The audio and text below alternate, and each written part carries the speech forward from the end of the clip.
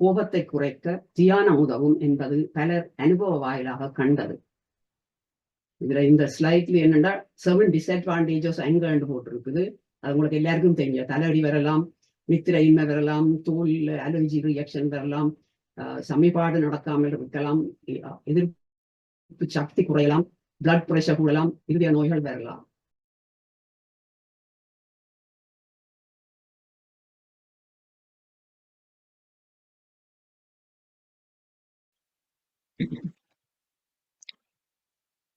எல்லோருக்கும் பணிவான வணக்கம். இன்று திங்கட்கிழமை ஆனி மாதம் 10ஆம் தேதி 2024. இப்பொழுது லண்டனில் நேரம் பகல் 11 மணி. உலக சமாதானம் மன அமைதிக்கான தியான தளத்தில் தினமும் லண்டன் நேரம் காலை 9:30 மணிக்கும் பகல் 11 மணிக்கும் இரவு 8 மணிக்கும் 3 வேளை தியானம் நேரலையாக நடைபெறும். மன அமைதி உளவியல் மருத்துவத்தை முன்னிலைப்படுத்தியும் உலக சமாதானம் அமைதிக்கான தியானத்தினை மேற்கொள்ள இணையதளத்தினூடாக இணைந்திருக்கும் அனைவருக்கும் எமது பணிவான வணக்கம். இன்றைய நிகழ்ச்சி முதலில் தியானம் பற்றிய சிறு விளக்கமும் தியானம் செய்யும் முறையும் விளக்கப்பட்டு தியானம் 30 நிமிடங்கள் நடைபெறும். இன்று தியானத்தினை பாக்ஷியா லண்டன் யூகேயில் இருந்து ஆன்மீக அறிவில் சிறந்தவரும் சிறந்த பேச்சாளரும் ஆகிய யோகி நாகேந்திரன் மாஸ்டர் அவர்கள் வழிநடத்துவார்கள். தியானத்தின் பின் நன்றியுரை இடம்பெறும். அதன் பின் இன்றைய பிரதம பேச்சாளர் லண்டனில் இருந்து டாக்டர் சதா மனோ அவர்களின் அளவுக்கு மிஞ்சினால் என்னும் தலைப்பில் ஒரு உரை நடாத்தப்பட இருக்கின்றது. அனைவரையும் இந்த நிகழ்வில் பங்கு பெற்றி பயன்பெறுமாறு வேண்டிக் கொள்கிறோம். இப்பொழுது நான் யோகி நாகேந்திரன் மாஸ்டர் அவர்களை தியானத்தை வழிநடத்த அன்புடன் தளத்திற்கு அழைக்கின்றேன். நன்றி.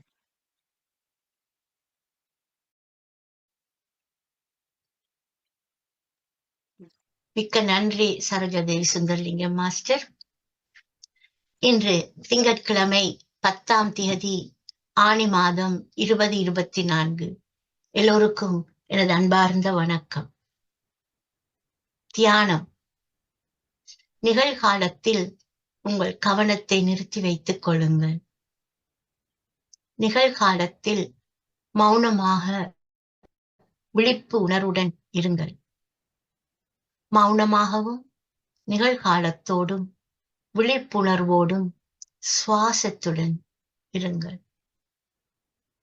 மூச்சின் மீது உங்கள் முழு கவனத்தையும் வையுங்கள். முற்றிலும் எதுவும் செய்யாமல் உங்கள் முழு கவனத்தை சுவாசத்தில் வைக்கவும். ஒன்றும் செய்யாதீர்கள். அப்போது அந்த சுவாசம் எவ்வளவு மென்மையாகவும் அழகாகவும் காலமற்றதாகவும் தோன்றும் என்பதை உணர்வீர்கள். ஆங்கிலத்தில் sustain your attention on the present moment. Silent awareness of the present moment. Silent present moment awareness of the breath. Full sustained attention on the breath. To absolutely nothing. And see how smooth and beautiful and timeless the breath can appear. தியானத்திற்குள் செல்வோம். தியானத்திற்கு முன்பும் பின்பும் இளம் சூடான நீரை அருந்திக் கொள்ளுங்கள். இது உங்கள் தியானத்தை இலகுவாக தொடர உதவும். இது மிகவும் இலகுவான ஒரு தியானமும் ஆகும். இத்தியானத்தை செய்ய ஒரு சுகமான ஆசனத்திலோ தரையிலோ நீங்கள் அமரலாம். மூக்கு கண்ணாடி அணிந்திருந்தால் அதை கழற்றி வையுங்கள். உங்கள் பாதங்களை ஒன்றன் மீது ஒன்றாக இவ்வாறாக இணைத்துக் கொள்ளுங்கள். 2 கைவிரல்களை ஒன்றுடன் ஒன்று இவ்வாறாக கோத்துக்கொண்டு உங்கள் மடியில் வையுங்கள். தரையில் அமர்ந்து இருப்பவர்கள் சப்பானிட்டு அமரலாம். உங்கள் உடலை இறுக்கமாக இல்லாமல் தளர்ச்சியாகவும் இயல்பாகவும் அசையாமலும் வைத்துக் கொள்ளுங்கள். கண்களை மெதுவாக மூடிக்கொண்டு நாம் இயல்பாகவும் மென்மையாகவும் நடக்கும் அந்த சுவாசத்தில், அதாவது உங்களது உள்மூச்சிலும் வெளிமூச்சிலும் உங்கள் கவனத்தை செலுத்த வேண்டும். எண்ணங்கள் தோன்றும் போது அதில் கவனத்தை செலுத்தாது முழு கவனத்தையும் அந்த அலையாக உருவாகும் அந்த சுவாசத்தில் செலுத்துங்கள். நாம் கைகளாலும் கால்களாலும் கண்களாலும் இழக்கும் சக்தியை மேற்கூறியவாறு அமர்ந்து தியானம் செய்தால் நாம் நம் உடலில் இருந்து வெளியேறும் அந்த சக்தியை சேமித்து விடுவோம்.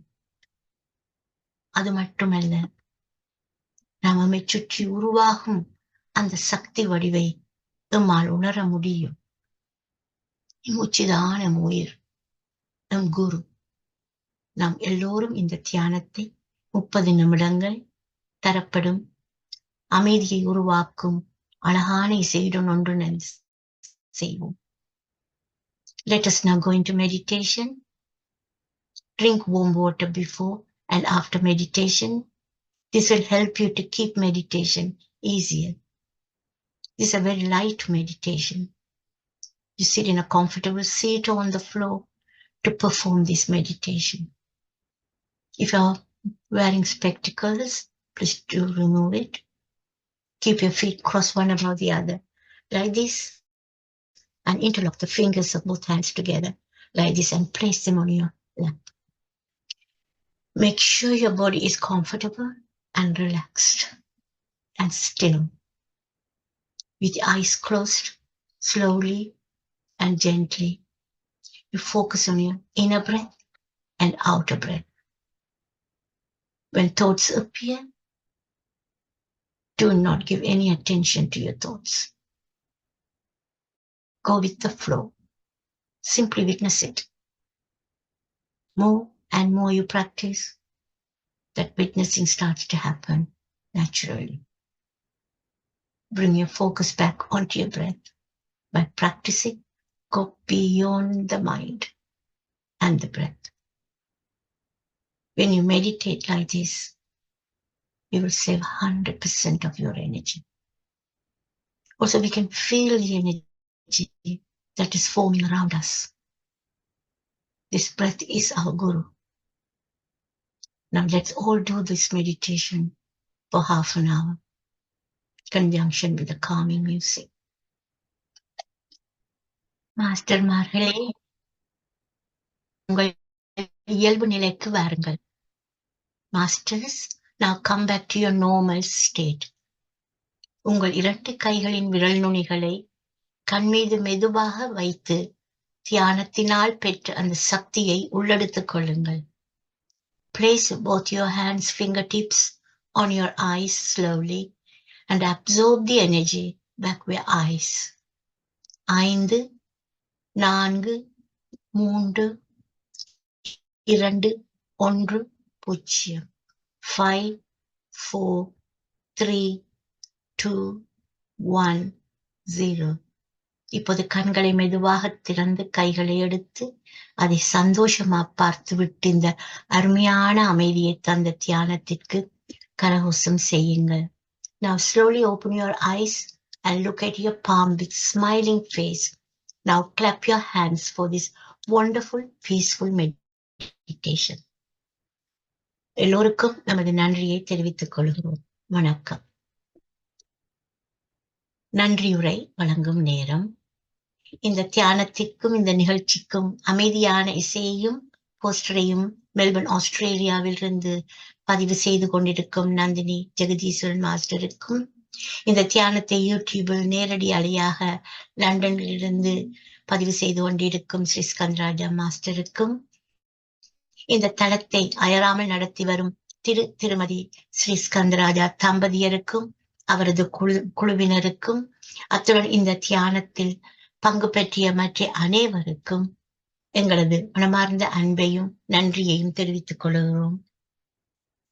On our behalf, we would like to say Thank you to Nandini Jagdishwaran Master from Melbourne, Australia for the calming music, for the meditation, also placing posters on this for this program as well. We would like to say thank you for Sri Skandaraja Master for uploading this program into live YouTube. Also, we would also our gratitude to Mr. and Mrs. Sri Skandaraja Master and their helpers for their tireless commitments and their hard work to continue this program to spread peace and harmony all around the world. Above all, we thank all of you for taking part in this meditation. நன்றி. பிரபஞ்சத்திற்கு நன்றி.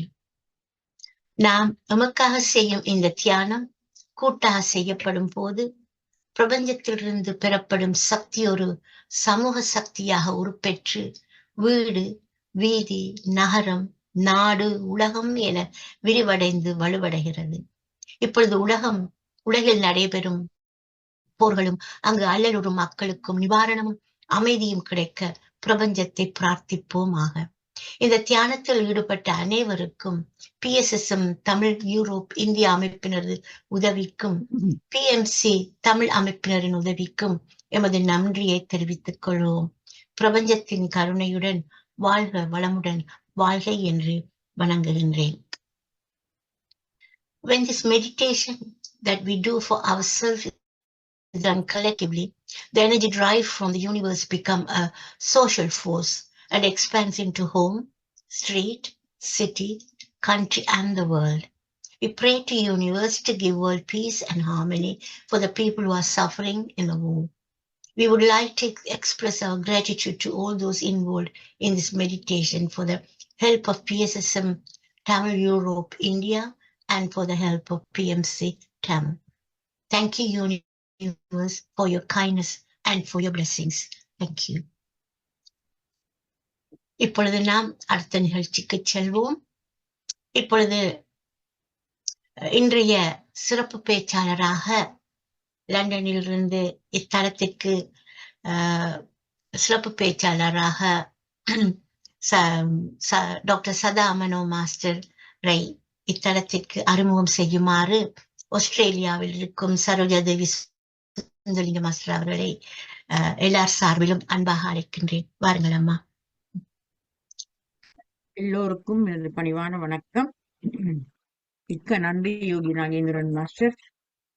இன்றைய பிரதம பேச்சாளராக இணைய உள்ளவர் doctor சதா மனோ அவர்கள்.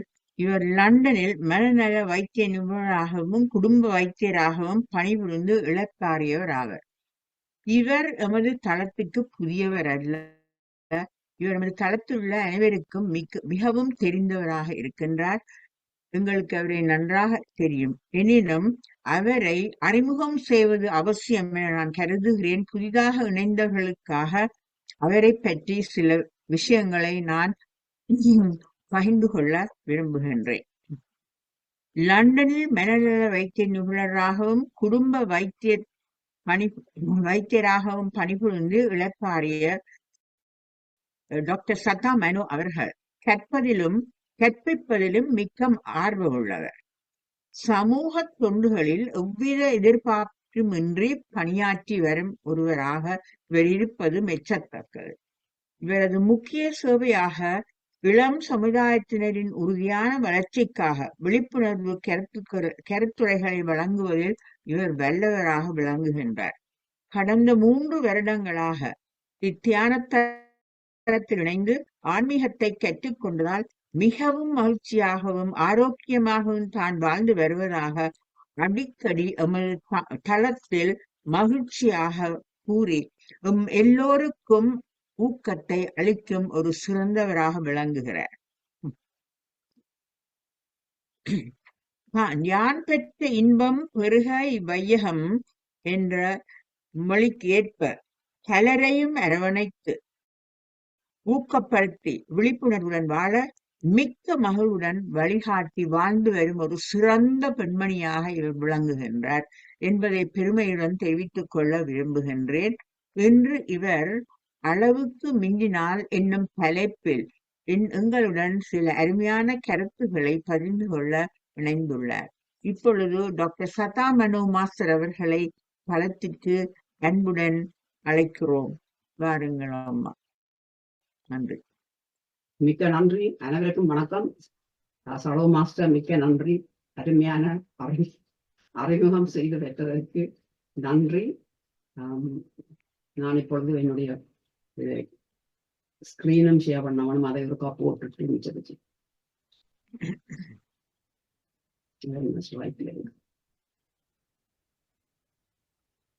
ஸ்கிரீன்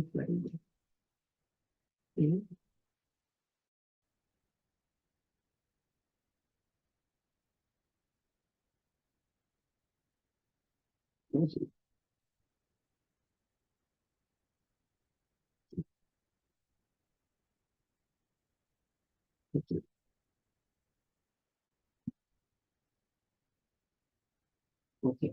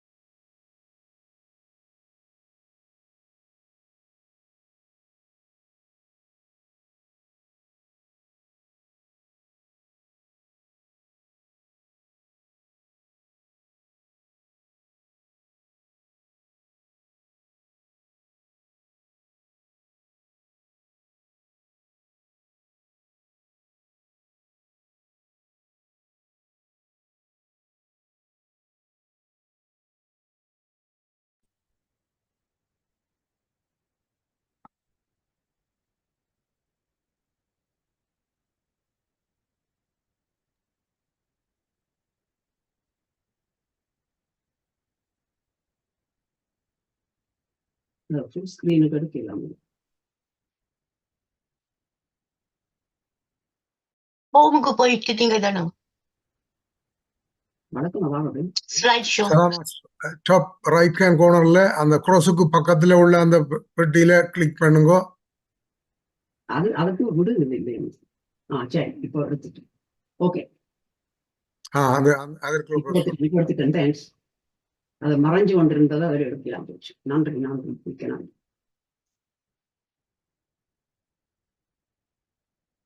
அனைவருக்கும் வணக்கம்.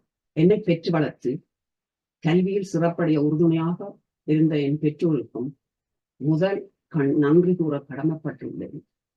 பிரபஞ்சம் எனக்கு அளித்த இந்த வாய்ப்பை அரவணைத்துக் கொண்டு என் சுற்றிலையை ஆரம்பிக்க விளைகிறேன். பிரபஞ்சத்தில் இருந்து கற்றதை உங்களுடன் பகிர்ந்து கொள்ள விளைகிறேன். இன்று நான் பேச இருக்கும் தலைப்பு அளவுக்கு மிஞ்சினான். என்ன நடக்கும் என்பதை உங்களுடன் ஆராய்ந்து பார்க்கலாம் என்று எண்ணியுள்ளேன். எனக்கு தரப்பட்ட நேரத்தை கருத்தில் கொண்டு, இப்ப 10 நிமிஷம் போயிட்டு அதனுடைய என்ன நிப்பாட்டக்கூடும், கருத்தில் கொண்டு என் உரையை ஆரம்பிக்கிறேன். இந்த தலைப்பு உங்கள் அனைவருக்கும் மனதில் முதல் வருவது உணவுதான். உணவு மட்டுமல்ல, வேறு பல விடயங்களுக்கும் இது சால பொருத்தமானதும் கூட. இதன் தனித்துவத்தை உற்று நோக்கும் போது பல விடயங்களுக்கு பொருந்துவதை அறியக்கூடியதாக அமைந்துள்ளது. இதில் சிலவற்றை அடுத்த ஸ்லைட்ல நாம் போட்டிருப்போம். நட்பு, கோபம், தொழில், பயணம், தூக்கம், பயம், உடற்பயிற்சி, செல்வம், ஆசை, சமூக ஊடகம், சொல், உணவும், நுண்ணுயிர்களும், நச்சுப் பொருட்களும், மருந்தும், அதை விட அது சண்டோடு போட்டிருக்கிறோம். அது டைமை பொறுத்து தான் அதை பற்றி கதைக்கலாம். எங்கள் முன்னோர்கள் நமது சொல்லாடல் சிறப்பாக அமைய வேண்டும் என்பதற்காக பல பழமொழிகளை அள்ளி வழங்கியுள்ளார்கள். முதலில் அன்பு பற்றி பார்ப்போம். முதலில் அன்பு நோக்கினால் வள்ளுவர் பெருமானின் பாடல்கள் நினைவுக்கு வருகிறது. அன்புக்கும் உண்டோ அடைக்கின்றாள் ஆர்வலர் புன்கண்ணீர் பூசல் தரும். அதாவது அன்புக்கும் அடைத்து வைக்கக்கூடிய கதவு உண்டோ? அன்புடையவர்களின் சிறு கண்ணீரே உள்ளே இருக்கும் அன்பை பலரும் அறிய வெளிப்படுத்திவிடும். அது குறள் 71வது நம்பர். பார்க்க விருப்பமானவர்கள். அடுத்த குறள் 72. அன்பிலார் எல்லாம் தமக்குரியர், அன்புடையார் என்பும் உரியர் பிறர்க்கு. அதாவது அன்பு இல்லாதவர் எந்த பொருளையும் தமக்கே உரிமையாக்கி கொண்டு வாழ்வார்கள். ஆனால் அன்புடையவர்கள் தம் உடம்பையும் பிறர்க்கு உரிமையாக்கி வாழ்பவர்கள். நாங்கள் அளவுக்கு மிஞ்சினால் அன்பை கொடுக்கும் போது அது கொடுமையாக வரும் சந்தர்ப்பங்களும் உண்டு. எப்போ என்று நினைத்து பார்க்கும்போது மரணத்தின் போதுதான் தெரியும். அதை தாங்குவதும் கடினமாகிவிடும். எதுவானாலும் அளவுக்கு மிஞ்சினால் தீமைதான் என்பதை அது உணர வைக்கிறது. இது நட்பு பற்றிய ஒரு சிறு படம். இப்பொழுது கோபம் பற்றி பார்ப்போம். நான் நேரம் கருதி சுருக்கமாகத்தான் சொல்லிக் கொண்டு போறேன். இது பற்றி பார்க்கும்போது கோபம் அதிகரித்தால் பல நஷ்டங்கள் ஏற்படும். இது பல விடயங்கள் உங்கள் அனைவருக்கும் தெரிந்தது. நான் கொஞ்சம் கூட சொல்ல வேண்டியதை சொல்றேன். நோய்வாய்ப்பட நேரிடும். அது மட்டுமல்ல, பலருடைய அன்பையும் அரவணைப்பையும் இழக்க நேரிடும். சில தடவை கோபம் விரைவில் வந்து போன கொந்தளித்து அடங்கிய கடல் போல அடங்கிவிடும். ஔவைப்பிராட்டியார் கூறிய இந்த பாடல், கற்பிளவோடு ஒப்பர் கயவர் கடும் சினத்து பொற்பிளவோடு ஒப்பாரும் போல்வாரே வில் பிடித்து நீர்கிளிய எய்த வீடு போல மாறுமே சீர் ஒழுகு சான்றோர் சினம். அதாவது பொருட்களை பிளப்பதற்கு ஒப்பானவர்கள் கயவர்கள், கடுமையான சினத்தால் பொன்னை பிளப்பதற்கு ஒப்பானவர்கள் போன்றவர்களே. நீரை கிழிக்க முயன்றாலும் உடனே மறையும் வடுபோல மாறுமே சீர் பொருந்திய சான்றோர்களின் சினம் என்று அழகாக பல வருடங்களுக்கு முன்பு கூறி சென்றிருக்கிறார். எங்களுக்கு அன்பானவர்கள் நடக்கும் விதம் பிடிக்காவிட்டால் கோபப்படுகிறோம். அவர்கள் கோபப்பட உரிமை இருக்கிறது என்று எண்ணுகிறோம். ஆனால் மனநிலை பாதிக்கும் என்பதை நாம் அனைவரும் உணர்வதில்லை. அதை உணர்வது மிக முக்கியம். கோபத்துடன் தொடர்பான ஒரு உண்மை கதையை உங்களுடன் பகிர்ந்து கொள்ள விரும்புகிறேன். இதில் ஒரு ஸ்லைடையும் போடுறேன், நீங்க விருப்பமானாக்கள் பார்க்கலாம். 7 disadvantages of anger ஒரு ஸ்லைட். ஆனா நான் இப்ப ஒரு கதை கூற போகிறேன். ஒரு இளைஞன் அடிக்கடி கோபப்பட்டான். அவனின் அப்பா ஒரு சுத்தியலையும் கொஞ்சம், நீங்க கேள்விப்பட்டிருக்கலாம், கொஞ்சம் ஆணிகளையும் கொடுத்து, உனக்கு கோபம் வரும்போது வீட்டின் பின் சுவரில் ஆணிகளை அடி என்றார். அந்த இளைஞன் முதல் நாள் 10 ஆணிகள் அடித்தான். அடுத்த நாள் 7 ஆணிகள் அடித்தான். 3வது நாள் 1 ஆணி அடித்தான். அடித்துவிட்டு மிகுதி ஆணிகளையும் அடித்து அதன் பின் தன் அப்பாவிடம் போய், அப்பா எனக்கு இனிமேல் கோபம் வராது என்று கூறினான். அதற்கு அப்பா சொன்னார், கோபம் வராத நாள் எல்லாம் ஒரு ஆணியாக கழற்று என்றார். அடித்த ஆணிகளையும் கழற்றி எறிந்து விட்டேன் என பெருமையாக கூறினான் அந்த இளைஞன். அப்பா கேட்டார், சுவர் ஓட்டங்களுக்கு என்ன செய்ய போகிறார்? உன் கோபம் பலரை காயப்படுத்தி இருக்கும், அதை நீக்க நீ என்ன செய்ய போகிறாய் என்று கேட்டார். அவன் வெட்கி தலைமுடிந்தார். மற்றவர்களை காயப்படுத்தும் கோபத்தை வெளிப்படுத்தாமல் பல யுக்திகளை பாவித்து விலக வேண்டும். சுயமாக ஆராய்ந்து பாருங்கள். நீங்கள் தான் நிச்சயமாக, நீங்கள் மட்டுமில்லை, நாங்களும் தான் எங்கள் கோபத்திற்கு காரணமாக அமைகிறோம். கோபப்படும் போது பகுத்தறிவு விவேகம் வேலை செய்யாது. அதனால் தான் ஆத்திரக்காரனுக்கு புத்தி மட்டு என்று கூறினார்கள். கோபத்தை குறைக்க தியானம் உதவும் என்பது பலர் அனுபவ வாயிலாக கண்டது. இதுல இந்த ஸ்லைட்ல என்னென்னா 7 disadvantages anger போட்டிருக்குது. அது உங்களுக்கு எல்லாருக்கும் தெரியும். தலையடி வரலாம், நித்திரையின்மை வரலாம், தோலில் அலர்ஜி ரியாக்ஷன் வரலாம், சமிபாடு நடக்காமல் இருக்கலாம், எதிர்ப்பு சக்தி குறையலாம், பிளட் பிரஷர் கூடலாம், இருதய நோய்கள் வரலாம். இதை எப்படி தீர்ப்பது என்று பார்க்க how to manage your anger. அதில் கொஞ்சம் பாயிண்ட்ஸ் சொல்லி இருக்கு. இதுல identify triggers and warning science, talk to somebody, try breathing or muscle relaxation, walk or exercise, step away from situation, reframe your thinking. அடுத்ததாக தொழில் பற்றி பார்ப்போம். தொழில் எதுவும் அளவாகத்தான் இருக்க வேண்டும். தொழில் பற்றி ஆராய்ந்து பார்ப்போம். தொழில் செய்து நாம் வாழ்வதற்கு தேவையான பணத்தை சம்பாதிப்பது மிக மிக முக்கியம். இடம்பெயர்ந்த வெளிநாடுகளில் வாழ்ந்து கொண்டிருக்கும் எங்களுக்கு மிக முக்கியமாக அமைகிறது. எங்கள் குடும்பத்திற்காகவும் சொந்த நாட்டில் வாழும் உறவினர்களுக்காகவும் நண்பர்களுக்காகவும் உதவும் நோக்கமாக நாம் கூட வேலை செய்து பணம் பெற வேண்டிய நிர்பந்தம்தான். ஆனால் அதே நோக்கமாக உங்கள் ஆரோக்கியத்தையும் குடும்பத்தையும் கெடுத்து ஆசைகளை அதிகரித்து தொழில் செய்வது சரியானதல்ல. இது விடயமாக நான் இதிலும் ஒரு உண்மையான சம்பவம் கூற விரும்புகிறேன். எனக்கு தெரிந்த 2 வைத்தியர்கள் லண்டனில் படித்துக் கொண்டிருந்தார்கள். அவர்களும் புலம்பெயர்ந்துதான் வாழ்ந்து கொண்டிருந்தார்கள். அவர்கள் படிப்பதன் காரணமாக தங்கள் சிறு குழந்தையை தாத்தா பாட்டியுடன் வளர விட்டார்கள்.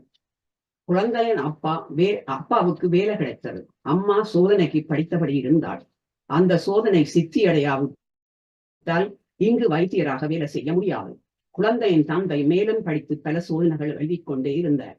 ஆனால் அவர் எதிர்பார்த்தபடி லண்டனில் மேற்படிப்பு சோதனை சித்தியடைய முடியவில்லை. இருவரும் கடைசியாக அமெரிக்கா சோதனைகளை எழுதி சித்தி அடைந்தார்கள். அதன் பின் குழந்தையை விமானத்தில் லண்டனுக்கு விமான பணிப்பெண்களின் உதவியுடன் வரவழைத்தார்கள். வரும் வழியில் அருமையான அனுபவத்தை அக்குழந்தை பெற்றது. ஒரு நாள் அந்த வழியில ஒரு ஃபியூ ஹவர்ஸ் என்னவோ ஒரு ஹோட்டல்ல ஒரு விடுதியில் தங்க வேண்டிய நிர்பந்தம் ஏற்பட்டது. அந்த குழந்தையின் வயது என்னவாக இருக்கலாம் என்று ஆச்சரியமாக இருக்கிறது. 6 வயது குழந்தை, ஒரு பெண் குழந்தை. அந்த ஹோட்டலில் தங்கி அவருக்கு இன்ஸ்ட்ரக்ஷன் கொடுத்திருக்கணும். தேவையான எல்லாம் இந்த மணி அடிச்சா உங்களுக்கு நாங்க உடனே வருவோம். பக்கத்தரையில ஆக்கள் இருக்கு. நம்ம எல்லாம் 6 வயது பிள்ளைனுடைய தனிய விட இல்லாது எல்லாம் தருவோம். அப்ப அவ என்ன செய்யறான்னா, மணி அடிக்கிற அடிச்சோடனே ஐஸ்கிரீம் ஒன்று கொடுப்பி, நமக்கு என்ன தேவையோ கேக், ஐஸ்கிரீம் இனிப்பு பண்ணுங்கள். விருப்பப்படி அருந்தி மகிழ்ந்தது. லண்டன் வந்து சேர்ந்த குழந்தை பெற்றோருக்கு என்ன கூறியிருக்கலாம் என்பதை சிறிதே சிந்தித்து பாருங்கள். என்னை திரும்பவும் விமானத்தில் அனுப்புங்கள், நான் வரவில்லை. என்னை எவ்வளவு கவனமாகவும் அன்பாகவும் அனைவரும் பார்த்தார்கள். பெற்றோருக்கு தூக்கி வர போட்டு அவர்களால் அதை ஜீரணிக்கவே முடியவில்லை. தங்கள் தவறை உணர்ந்தார்கள். தந்தைக்கு வேலை கிடைத்தவுடன் குழந்தையை தாய் பராமரித்திருக்கலாம் அல்லவா? இருவரும் வைத்திய நிபுணராக வந்தவன் குழந்தையை கூப்பிடலாம் என்று பிற்போட்டுக் கொண்டே இருந்திருக்கிறார்கள். குழந்தைகளின் மழலை சொற்களையும் செயல்களையும் கூட அவர்களால் அனுபவிக்க முடியவில்லை. தங்களின் கவலையை என்னுடன் நேரில் பகிர்ந்த அனுபவத்தை தான் உங்களுடன் பகிர்கிறேன். தங்கள் தவறை உணர்ந்து அதை சரி செய்ய எத்தனித்தார்கள். அவர்கள் இருவரும் குழந்தையுடன் அமெரிக்கா சென்று இங்கு கிடைக்காத வாய்ப்பை பெற்று குழந்தையின் தந்தை உடல்நல நிபுணராகவும் தாய் குடும்ப வைத்தியராகவும் மகிழ்ச்சியாக வாழ்கிறார்கள். இது ஒரு சந்தோஷமான முடிவாக சென்றது. அடுத்தது பயணங்கள். நாங்கள் பயணம் ஏன் செய்ய வேண்டிய நிர்பந்தமும் வரலாம்.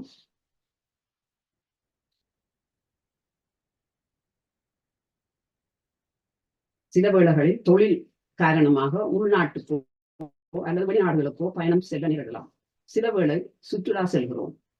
முக்கியமாக குழந்தைகளையும் அழைத்து சுற்றுலா செல்லுங்கள். அது அவர்களின் சிந்தனை திறனை அதிகரிக்கும். ஆனாலும் அதிக பயணம் செய்யும் போது ஆரோக்கியத்தில் பாதிப்பு ஏற்படலாம் என்பதை நாம் உணர வேண்டும். சுருக்கமாகத்தான் ஒன்றும் கொண்டு போகலாம். டைம்.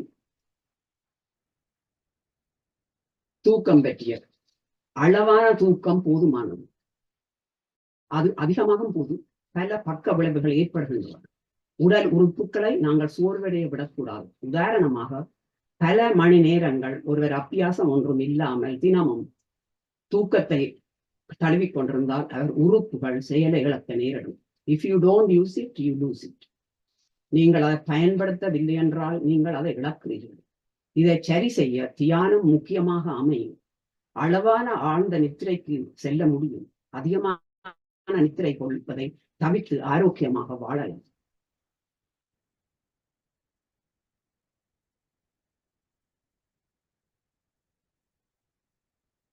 இப்பொழுது இது பயம் பற்றிய ஒரு ஸ்லைட் உண்டு. அது உங்களுக்கு எல்லாருக்கும் தெரிஞ்சதுதான். அதிகமாக இருந்தால் அது மனநோயை உண்டாக்கும்.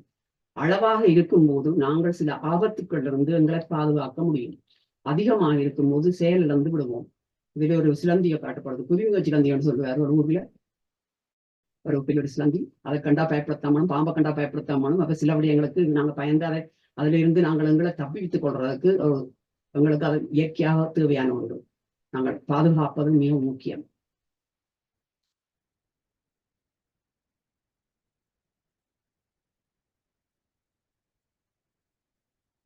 உடற்பயிற்சி மிக முக்கியமாக உடற்பயிற்சி செய்ய வேண்டும். செய்யும் பொழுது பல வேதிப் பொருட்கள் சுரக்கப்படுகிறது. எண்டோபின், செரட்டோனின், டோபமைன், ஆக்சிடோசின் ஆகியவை தங்களை மகிழ்ச்சியாக இருக்கிறது. ஆயினும் பலர் பயிற்சி கூடங்களுக்கு சென்று தங்கள் பணத்தையும் விரயம் செய்து அதிக அளவு தேவையில்லாத அபியாசங்களையும் செய்து உடல் உறுப்புகளில் பெரும் பாதிப்பை ஏற்படுத்துகிறார்கள். இதிலும் ஒரு உண்மை சம்பவத்தை சுருக்கமாக கூறுகிறேன். ஒரு இளைஞன் பயிற்சி கூடத்தில் அபியாசம் செய்து கொண்டு இருந்தபோது நெஞ்சில் நோய் ஏற்பட்டது. அவர் அதை பொருட்படுத்தாமல் தொடர்ந்து 30 நிமிடங்கள் கடினமான பயிற்சியை செய்து வீடு சென்றார். அவர் வீட்டுக்குள் சென்றவுடன் மனைவி கேட்டார், நீங்கள் என்ன ஒரு மாதிரி இருக்கிறீர்கள்? அப்போது அவர் கூறினார், சிறிது நெஞ்சு நோய் இருந்தது, இப்போது சரி. அவரின் மனைவி அத்துடன் நிறுத்தவில்லை. அவள் கூறினாள், இல்லை, காரை எடுக்கிறேன், உடனே காரில் ஏறுங்க, கிட்ட இருக்கும் வைத்தியசாலைக்கு போகவே வேண்டும் என்று உடனடியாக கூட்டிச் சென்றார். அவருடன் சிறுவனும் அதை உணர்ந்து நானும் வாரணப்பாண்டு உடனே காருக்குள்ளே அவர் மறி போயிட்டார். அங்க போன உடனே கண்டுபிடிச்சார்கள் அவருக்கு மாரடைப்பு, அதாவது ஹார்ட் அட்டாக். அதற்கேற்ற வைத்தியத்தை அந்த நேரத்தோடு போனபடியால் அவர்கள் செய்து அவர் உயிர் பிழைத்தார். இளவயது இளைஞர்கள் தங்கள் உடல் தோற்றத்தில் பலசாரல் தனமாக தோற்றம் உள்ளதாக வர வேண்டும் என்பதற்காகத்தான் இப்படி ஜிம்முகளில் போய் கூடிய பயிற்சிகளை செய்ய விடுக்கிறார்கள். அளவுக்கு மிஞ்சி கடினமான பயிற்சிகளை செய்து நோய்வாய்ப்படுகிறார்கள். ஆய்வுகள் மூலம் தெரிந்த விடயங்கள் தான் மன அழுத்தம் ஏற்படலாம். அதோடு சிலர் இதில் அடிமையாகி விடுகிறார்கள். போதைப் பொருள்களுக்கு அடிமை போல பயிற்சிக்கும் அடிமையாகி விடுகிறார்கள், அடிக்டடாக வருகிறார்கள். செல்வம் பற்றி அனைவரும் ஓடி ஓடி உழைத்து பணம் தேவை என்பதால் தான் அதை செய்கிறோம். கடுமையாக உழைத்து அந்த பணத்தை பிரயோசனப்படுத்தாவிட்டால் உங்கள் உழைப்பு வீணாகிவிடும் என்பதை உணர வேண்டும். சேமிப்பதையும் தாண்டி பணம் சேர்த்தால் கவலையும் மனக்குழப்பமும் ஏற்படும். பல உதாரணங்கள் உங்களுக்கு தெரிந்திருக்கலாம். ஔவை பிராட்டியார் கூறிய நல்வழி பாடல் ஒன்று 22வது பாடல் 12ஆம் ஆண்டு நூற்றாண்டில் பாடியது கேள்விப்பட்டு இருப்பீர்கள். பாடுபட்டு தேடி பணத்தை புதைத்து வைத்த கேடுகட்ட மானிடரே கேளுங்கள், கூடுவிட்டு ஆவிதான் விட்டு இங்கு ஆவிதான் போயினபின் யாரே அனுபவிப்பார் ஆவிகாலம் அந்த பணம். இது அருமையாக கூறப்பட்டது. இது மட்டுமல்ல, இன்னும் தொடர்ந்து முக்கியமான ஒரு விடயம் வருகிறது. உங்கள் தேவைக்கு மிதமிஞ்சி இருந்தால் அதை கஷ்டப்படும் ஈழ மக்களுக்கும் ஜீவராசிகளுக்கும் உதவுங்கள். அது மட்டுமல்ல, சுற்றாடல், சூழல், நாடு, உலகம் அனைத்துக்கும் உங்களால் முடிந்தளவு உதவுங்கள் என்று கூறுவது சால பொருத்தமானதும் கூட. அளவுக்கு மிஞ்சிய செல்வம் சேர்த்து நிம்மதி இழந்து வாழ்ந்தவர்களில் ஒருவர்தான் ஸ்டீவ் ஜாப். அவரை பற்றி நீங்கள் கேள்விப்பட்டிருப்பீர்கள். Apple co-founder. அவர் டெத் பெட்டில் இருக்கும்போது இறக்கும் தருவாயில் கூறிய சில வரிகளை அருமையான தத்துவங்கள் வரக்கூடியதாக இருந்தபடியால் நான் அதை உங்களுடன் பகிர்ந்து கொள்ள விரும்புகிறேன். ஒரு வாசகம் எழுதி வச்சிருக்கிறேன். நான் stop pursuit of wealth will only turn a person into a twisted being just like me என்று கூறுகிறார். விடைவிடாத நாட்டம் செல்வம் என்பது என்னை போலவே திரிக்கப்பட்ட மனிதர்களாக மாற்றும் என்று கவலையுடன் கூறுகிறார். என்னும் ஒரு வாசகம். God gave us the senses to let us feel the love of everyone's heart, not the illusion brought about by wealth. செல்வத்தால் ஏற்படும் மாயை அல்ல, அனைவரின் இதயத்தின் அன்பை உணர நமக்கு கடவுள் புலன்களை கொடுத்திருக்கிறார் என்று அதை அருமையாக கூறுகிறார். இது good health is best wealth என்று சொல்லியிருக்கிறது.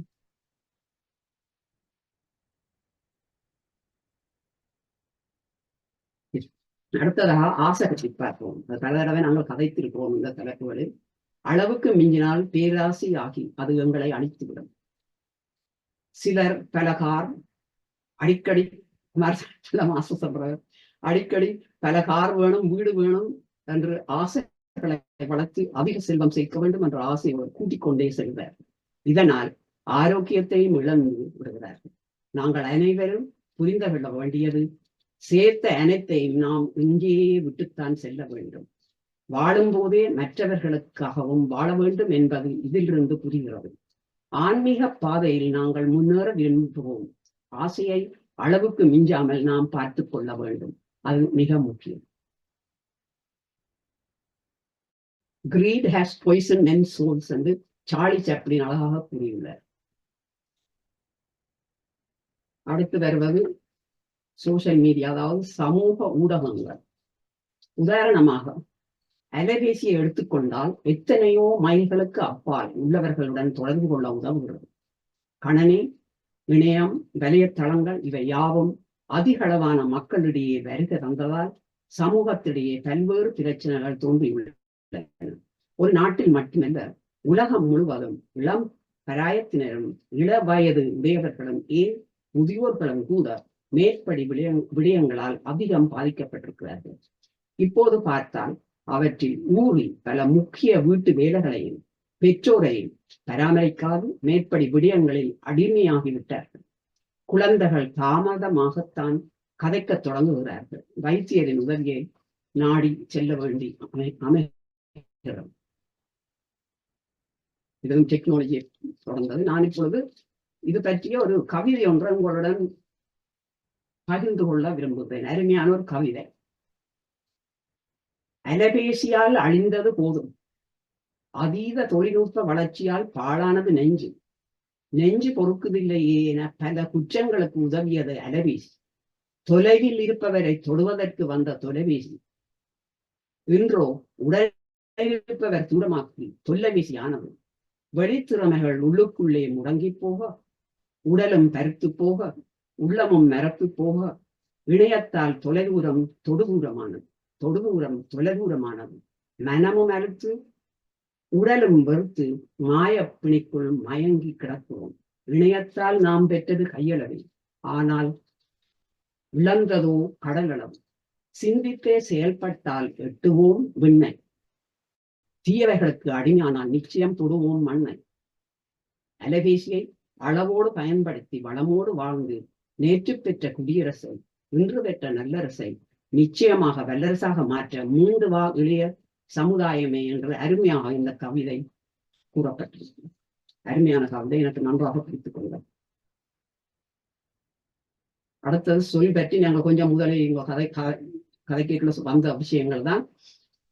நாங்கள் பேசும் பேச்சு மிக முக்கியம். சொல்லுமே அளவாக இருக்க வேண்டும். மற்றவர்களை புண்படுத்தக்கூடாது, ஏளனப்படுத்தக்கூடாது, அவதூறாக சொற்களை சொல்லக்கூடாது, வயதுக்கு மீறி பேசக்கூடாது. பெற்றோர்கள் குழந்தைகளுக்கு இவற்றை சொல்லி கொடுக்க வேண்டும். முக்கியமாக தகுதி அறிந்து கதைக்க வேண்டும். பெரியோர்களிடம் கதைக்கும் போது மரியாதையுடன் நடந்து கொள்ள வேண்டும். இப்படி பல விடயங்கள் இதுல எனக்கு கணக்க பிடித்துக் கொண்டா இது வசனமும் நல்லா இருக்குது.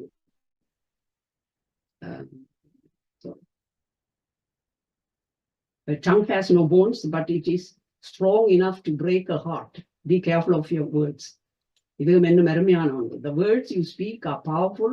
They can mend a broken heart and help repair a shattered mind. They can also destroy person's confidence and make people feel worthless. Choose your words carefully. இப்படியே சொல்லிக் கொண்டு போகலாம். இது is it true? Is it necessary? Is it kind? அதை பார்த்து சொல்லித்தான். இதுல ஒரு சிறு குழந்தை அருமையாக கூறுவது என்னண்டா, what should not be heard by little ears should not be spoken by big mouths. Choose your words carefully in front of children. அதுவும் ஒரு நல்ல ஒரு புத்திமதியாக அமைகிறது. இப்படி பல கூறிக்கொண்டு போகலாம். வள்ளுவரை மட்டும் மறக்க முடியாது. தீயினால் சுட்டவன் உள்ளாரும் ஆறாதை நாவினால் சுட்டவடு என்று அவர் அருமையாக கூறியுள்ளார்.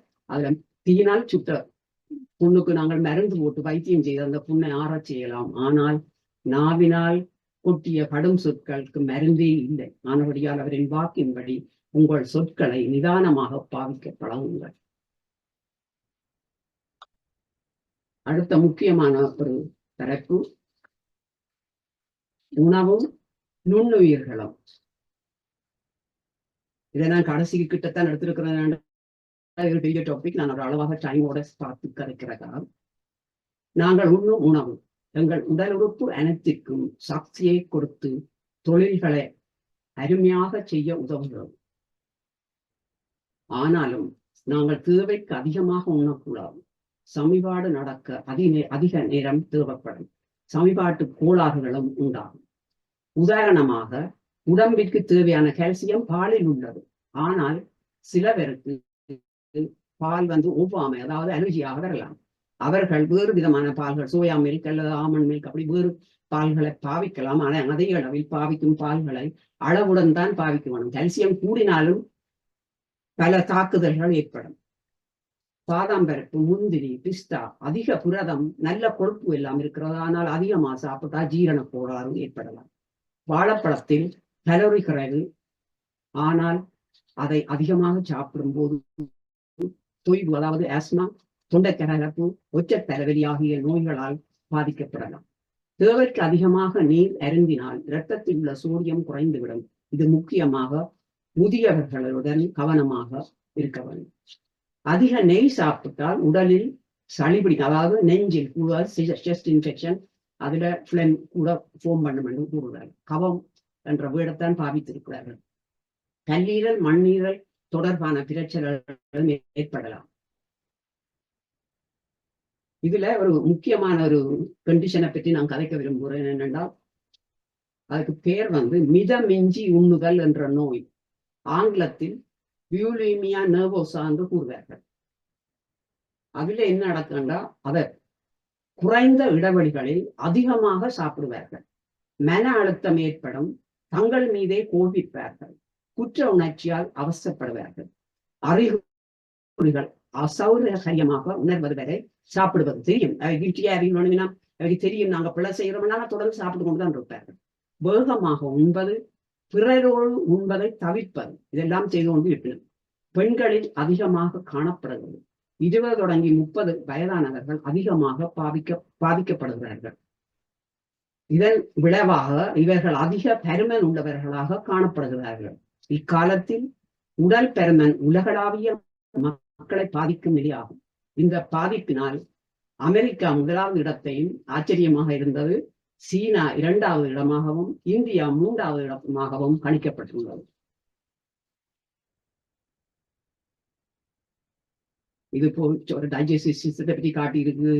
கோல்பிளடர் எங்க இருக்கு, ஸ்டொமக், அதெல்லாம் உங்களுக்கு தெரிஞ்ச விடயம் தான். அதுல முக்கியமாக காட்ட வேண்டியது அடுத்த ஸ்லைட். இந்த நுண்ணுயிர்களை பற்றி காட்டப்படுது. இந்த நுண்ணுயிர்கள் ஹெல்த்தி கட் மைக்ரோ ஆர்கானிசம்ஸ் என்று போட்டிருக்கு. அதுக்கு இன்னொரு பேர் மைக்ரோபயோம். அதை பெருசாக காட்டினால் இப்படி தெரியும். இவ்வளவு நுண்ணுயிர்களும் உங்கள் குடலுக்குள் இருக்கிறதா என்று ஆச்சரியப்படலாம். வைரஸ், பாக்டீரியா, ஃபங்கஸ் ஆகிய 3 விதமான நுண்ணுயிர்களும் எங்கள் குடல்களில் இருக்கிறது. குடல் என்பது குடல் நரம்பு மண்டலத்தின் வீடு. இது 2வது மூளை என அழைக்கப்படுகிறது. உங்கள் மூளை உடலை சுற்றி செய்திகள் மற்றும் அறிவிப்பு குறிகள், சிக்னல்ஸ் ஆகியவற்றை அனுப்பும் போது குடல் மீண்டும் பேசும் என்று ஆராய்ச்சியாளர்கள் நம்புகிறார்கள். குடலில் வாழும் நுண்ணுயிர்கள் சமநிலையில் இருந்தால் நாங்கள் ஆரோக்கியமாக, அதாவது உடல் நலம் மட்டுமல்ல மன நலத்துடனும் வாழ முடியும் என்று நிச்சயமாக கூறுகிறார்கள். நுண்ணுயிர்கள் உணவில் உள்ள ஊட்டச்சத்துக்களை ஜீரணித்து உறிஞ்சி கழிவுகளை வெளியேற்றுகிறது. அதில் உள்ள நரம்பியல் கடத்திகள் செரட்டோனின், காபா, டோபமின், நோஎபினெஃப்ரின் என்ற 4 வகையான வேதிப்பொருட்களையும் சுரக்கிறது. இவை யாவும் எங்கள் உடல் நல வாழ்வுக்கு உறுதுணையாக தொழிற்படுகின்றன.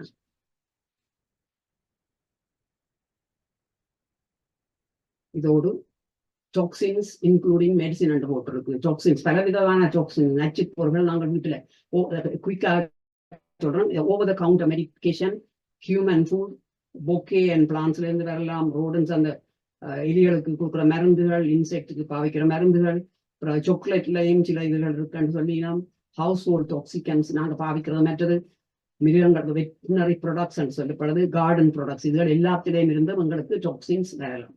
மற்றது வேக்சினேஷனுக்குள்ள எல்லாம் வரைக்கும் உங்களுக்கு கொஞ்சம் டாக்ஸின்ஸ் வரலாம். அப்படி பல சந்தர்ப்பங்கள் நச்சுப் பொருட்கள் என்பதனுள் மருந்தும் அடங்கும்.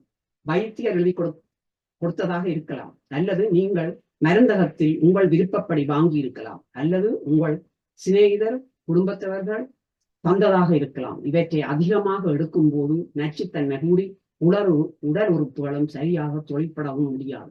தினமும் ஓய்வின்றி தொழில் புரிந்து கொண்டிருக்கும் உறுப்புகள் பற்றி சிறிதே புரிந்து கொள்ளுங்கள். குடல் நுண்ணுயிர்கள் பற்றி இப்போது நேரம் கருதி சுருக்கமாக கூறுகிறேன்.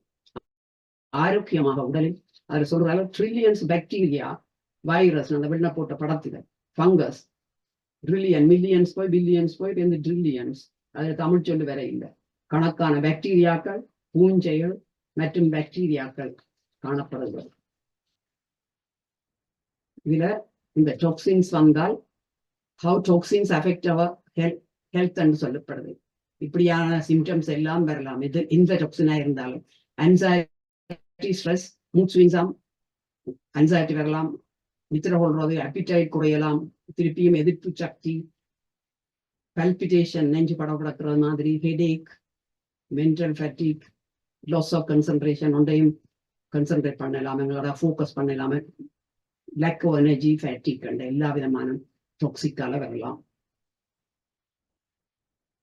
அதர்ஸ் என்றது இது இதுல கணக்க நான் கூறுறதுக்கு இல்லை. இது எல்லாரும் நாங்கள் தினமும் செய்து கொண்டிருக்கும்படி என்றால் மெடிடேஷனை பற்றி நான் ஒன்றும் பெருசா சொல்ல போயில்லை. ஸ்டெப்ஸ் டு மெடிடேட் இதையே காட்டியிருக்கு. நீங்கள் தினமும் செய்கிறபடியா உங்களுக்கு நன்றாக தெரியும். இதுல நான் ஒரு ஸ்லைடு முக்கியமான ஸ்லைடு போட போறோம். இது எனக்கு பார்க்கும் போதும் மிக மகிழ்ச்சியாக இருந்தது. இந்த சிறுவர்கள் பாடசாலையில் மேசையிலிருந்து கிளாஸ் ரூமில் தியானம் செய்கிறார்கள். அருமையாக வருங்கால சிறுவர்கள் இப்படி வருகிறார்கள் போல இருக்கிறது. ஆனா இதில் இன்னொரு விடயம் நான் கூறப்போறது நான் உண்டாக்கின பதில் அல்ல. இது இருந்ததைத்தான் நான் உங்களுடன் பகிர்ந்து கொண்டு அது தியானத்தை பற்றியது அதன் கருத்துக்களை நீங்கள் அனைவரும் பகிர்ந்து கொண்டால் எனக்கு அது கூடிய விளக்கமாக இருக்கும். என்ன கேள்வி என்றால் அவர் கேள்வி கேட்கிறார்கள், அளவுக்கு மீறினால் அமிர்தமும் நஞ்சு என்பது தியானத்துக்கு பொருந்துமா? அதான் கேள்வி. அதற்கு பதில் பிளஸ் இருந்தா மைனஸ் இருக்கு, நிறை இருந்தால் குறை இருக்கு, ஏற்றம் இருந்தால் இறக்கம் இருக்கு என்ற அளவீடுகள் இருந்தால் அளவு என்ற ஒரு முறை உண்டாகும். தியானம் என்பது ஒருவித ஸ்டாட்டிக் லெவல். அது பூஜ்ஜியத்தை நோக்கி நகல்வது. இருளுக்கு அளவீடு கிடையாது. தியானம் வெளிச்சத்தை போன்றது. அது இறுதியில் இருளில் கரைந்து விடுகிறது. நாங்கள் இருளை உணரவே வெளிச்சத்தை தேடுகிறோம். வெளிச்சம் தேவையில்லாதாகிவிடும். எனவே இருளை உணர்ந்து விட்டால் வெளிச்சம் தேவையில்லாதாகிவிடும். எனவே வெளிச்சம் உண்மை கிடையாது, இருளே உண்மையாகும் என்று அதற்கு பதிலளிக்கப்பட்டுள்ளது. அதன் பிறகு அந்த டிஸ்கஷன் நேரம் நீங்க சொல்லலாம்.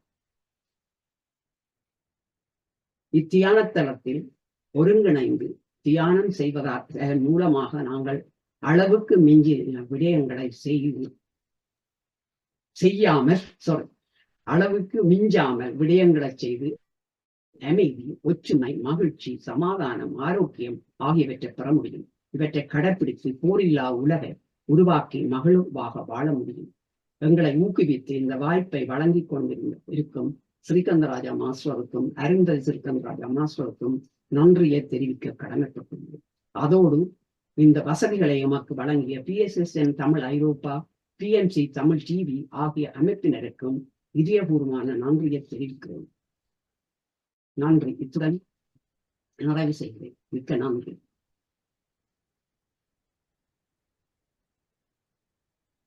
மிக்க நன்றி டாக்டர் சதாமனோ மாஸ்டர். உங்களுடைய அளவுக்கு மிஞ்சினால் அமிர்தமும் நஞ்சு என்று ஒரு 13 பாயிண்ட்ஸை எடுத்து நீங்க அழகாக விளங்கப்படுத்தி இருந்தீர்கள். அதற்கு முதற்கண் எல்லோரும் நன்றி, அந்த உரைக்கு நன்றி கூறுவதாக கரவசம் செய்யும்.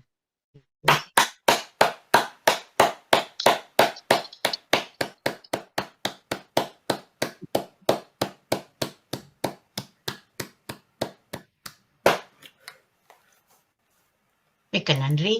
முதலாக சிவசுதா நவரத்னம் அவர்கள் கனடாவிலிருந்து வந்திருக்கிறார். உங்களோட கருத்தை சொல்லுங்க. வாங்க. நாகேந்திரன் மாஸ்டர் எல்லோருக்கும் எனது அன்பு வணக்கத்தை தெரிவித்துக் கொள்கின்றேன். சதாமனோ டாக்டர், உங்கள் பேச்சு என்றும் தற்கால வாழ்க்கைக்கு ஏற்ற அறிவுரைகளாக இருந்து வருகின்றன. நீங்கள் டாக்டராக இருந்தாலும் மருந்தில்லா வைத்தியத்திற்குத்தான் முக்கியத்துவம் கொடுப்பீர்கள். அளவுக்கு மிஞ்சினால் எதிலும் அளவுக்கு மிஞ்சக்கூடாது என்பதை மிக்க தெளிவாக கூறினீர்கள். எக்ஸசைஸ் பற்றி நீங்கள் கூறும்போது if you don't use it loose it, அது ஒரு இலகுவான வாக்கியமாக இருந்தாலும் ஒரு பயங்கர உண்மையை எனக்கு புரிய வைத்திருந்தது.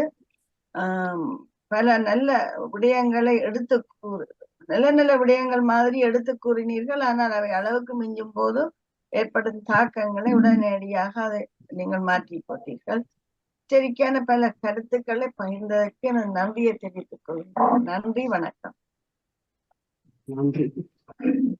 மிக்க நன்றி சுசிதா. அடுத்ததாக தமயந்தி சண்முகநாதன் மாஸ்டர், உங்களுடைய கருத்துக்களை கூறுங்கள். Thank you, Yogi Master. Greetings to all masters. It was a very nice presentation, Dr. Southern Master. And you know, when you said about be careful of your words, there's a simple phrase that goes, hear no. Sorry, unmute. unmute பண்ணுங்க. Sorry, unmute பண்ணுங்க. Thank you, Yogi Master. Very nice presentation, Dr. Southern Master. When you said about be careful of your words, there's a simple phrase that goes, hear no evil, speak no evil, and see no evil. That's what I wanted to say.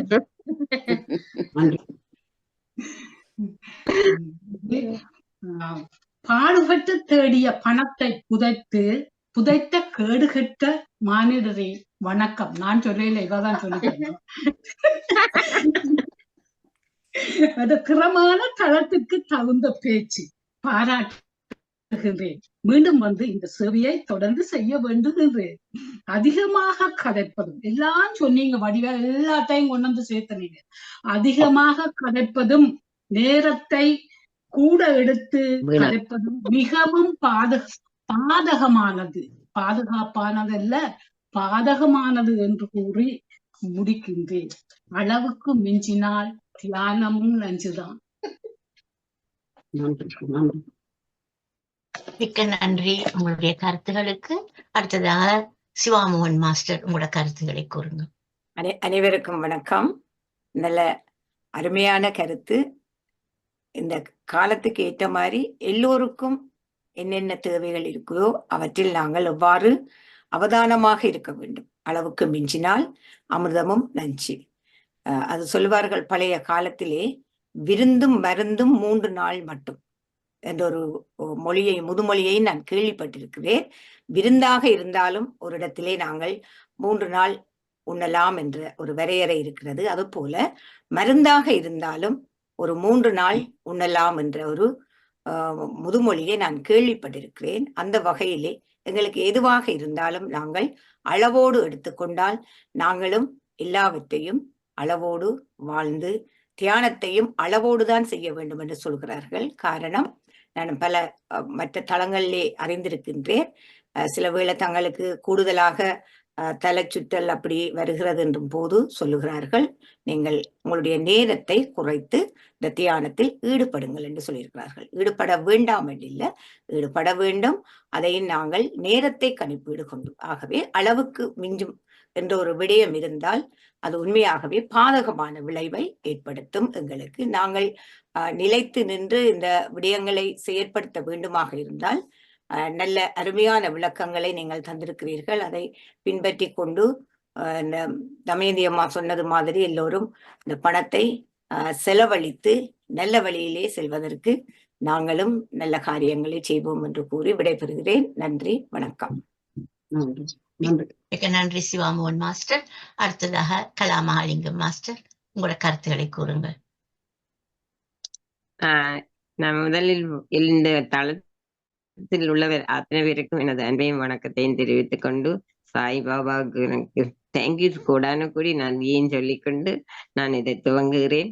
ஏனென்றால் அருமையான கருத்து, அருமையான வாழ்க்கை. நான் சொல்றது என்னடாண்டா, எனக்கு என்ன செய்யுதோ அங்க போனேன்டா நான் டாக்டர்ஸ் அவர்கள் எல்லாரும் எனக்கு கதை சொல்லுவார்கள். சதாமோகன் கூட வடிவா எனக்கு சதாமோகன்ல நான் சொல்ற பேர் வடிவா வருதில்ல.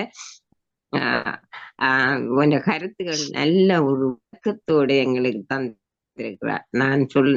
நாங்கள் தியானத்தை நோக்கித்தான் வந்தோம். ஆனா அதுக்குள்ள வார அர்த்தமுள்ள ஒவ்வொரு கருத்துக்களையும் கேட்டு கேட்டு அதன்படி நடக்கக்கூடிய வல்லமே எங்களுக்கு அந்த இறைவன் எங்களுக்கு தந்து கொண்டிருக்கிறார். ஏனென்றால் இதிலே இருந்து நீங்கள் எல்லாரும் நல்ல வடிவாக வாழலாம் என்பதை. அதே போல இந்த தலம் எங்களுக்கு ஊக்குவிக்கிறது மெடிடேஷனை தானண்டு இல்லை, எல்லாத்தையும் தருகிறது. அந்த தலத்துக்கும் ஸ்ரீ ஸ்கந்தராஜாவுக்கும் அருந்ததி அம்மாவுக்கும் இதை நடத்தி கொண்டிருக்கிற எல்லாருக்குமே நாங்கள் நன்றியுடையவர்களாக இருக்க வேணும். அளவுக்கு மீறி ஒன்றுக்கும் போகக்கூடாது. அளவோடையே எல்லாத்தையும் செய்து கொண்டிருந்தார் நாங்கள் நிம்மதியாக வாழலாம். எல்லாத்துக்கும் ஒரு கவனம் வேணும், விழிப்புணர்வு வேணும். இதை செய்து கொண்டு நாங்கள் வாழ்ந்து கொண்டிருக்கின்றோம் என்றதை நன்றி பூர்வமாகவும் அன்பு பூர்வமாகவும் நான் இதை சொல்ல உங்களுக்கு கடமைப்பட்டுள்ளேன். நன்றி அம்மா. தேங்க்ஸ்டா சதாமு. நன்றி. ஓகே அம்மா. மிக்க நன்றி கலா மாஸ்டர். அடுத்ததாக குமாரசாமி பிள்ளை மாஸ்டர், உங்களோட கருத்துக்களை கூறுங்கள். அனைத்து மாஸ்டர்ஸுக்கும் என்னுடைய இதயங்கிருந்த வணக்கம். இன்று டாக்டர் சதோ மேனோ ஒரு அருமையான உரிய, மிகவும் பயனுள்ள உரை என்றுதான் நான் சொல்வேன். என்றால் இந்த கருத்தை நான் சொல்ற மாதிரி பலமுறை கேட்டாலும் எங்கள் ஆழ்மனத்துக்கு பதிவு செய்ய வேண்டிய விடயங்கள் தான் எல்லாம். அளவுக்கு மிஞ்சினால் அமிர்தம் நஞ்சென்ற அந்த சொல்லிலேயே அந்த எல்லா பேச்சின்ற உரையும் அடங்கி இருக்கின்றது. எதிரென்றான்னு ஆங்கிலம் சொல்வார்கள் மொடரேஷன் இன் எவ்ரிதிங், அதாவது நடுநிலை பண்பு எதிரே செல்ல வேண்டும். எடுத்துக்காட்டாக இன்று பாருங்க, எல்லாற்ற கையில ஸ்மார்ட் போன் இருக்கு. இந்த ஸ்மார்ட் போன் தான் எல்லா விதமான பிரச்சனைகளுக்கு காரணம். என்றால் இப்போ அவருக்கு இளைய தலைமுறை துவக்கம் முதியோர் வரை, முதியோரும் இப்போ அடிமைகள் ஆகிவிட்டார். காலையில் எழுந்தோன்னு முதல் பார்க்கறது என்ன மெசேஜ் வந்திருக்கு என்று, அப்புறம் படுக்க போய்க்கலாம் பார்க்கறது என்ன மெசேஜ் வந்திருக்கு, படுக்கைக்கு பக்கத்துலேயும் ஸ்மார்ட் போன் இருக்கு. இந்த அடிமைத்தனம் தான் இன்றைய பிரச்சனைகளுக்கு எல்லோருக்கும் காரணம் சொல்ல வேண்டும். என்றால் அதை நாங்கள் தவிர்க்க வேண்டும். அடுத்ததாக நான் நேரே ஒரு முக்கியமான விடயத்துக்கு போன்றோம். தியானத்துக்கு இந்த பழமொழி பொருந்தாது. என்னுடைய கருத்து என்னென்றால், தியானத்துல பல விதமான தியானங்கள் இருக்கின்றது. நாங்கள் செய்கிற தியானம் மிக எளிமையான தியானம். என்னுடைய நோக்கம் எண்ணங்களை குறைத்து எண்ணமற்ற நிலையில இருக்கிறதா என்கிற தியானம். இது என்ன பொறுத்தவரையில 24 மணி தியானமும் செய்யலாம். எப்பொழுது நீங்கள் ஒன்றும் செய்யாமல் உங்கள் செயலில கவனத்தை செலுத்துகிறீர்களோ அதுதான் தியானம். படிக்கும் பொழுது அதுல தியானம் வேண்டும், சாப்பிடும் பொழுது அதுல தியானம் வேண்டும், நடக்கும் பொழுது தியானம் வேண்டும். ஆகையினாலே தியானத்துக்கு இது விதிவிலக்கு. அது நாங்கள் செய்கிற தியானத்துக்கு விதிவிலக்கு. மற்ற பலவிதமான தியானங்கள் இருக்கு, அது நேரத்தின்படி செய்ய வேண்டியதான். ஆகையினாலே நாங்கள் 24 மணி தியானத்தை செய்தோம், எண்ணமற்ற நிலை வரும் என்று கூறி அருமையான விடைக்கு நன்றி கூறி வருகின்றேன். நன்றி, வணக்கம். என்ன நடக்குது? ஒரு சிறு குறிப்பு கூறுறேன். குமாரசாமி பிள்ளை மாஸ்டர் நன்றி. இதுல அந்த தியானத்தை பற்றி நான் அந்த கதைக்க பெருசா விரும்பவில்லை, ஆனால் அது வினாவுக்கு இப்படி ஒரு விடை போட்டிருந்தார்கள். அதெல்லாம் நான் அதை சும்மா நான் அளவுக்கு மிஞ்சினால் என்றதுக்கு நான் எடுக்க போகவில்லை எங்கட இதுல. ஆனால் பலரும் பலவிதமான கருத்துக்களை கூறுவார்கள். என்ன செய்ய விருப்பம் இல்லாதாக்களும் அதை ஒரு காரணமாக கொண்டு வந்துருவினோம்.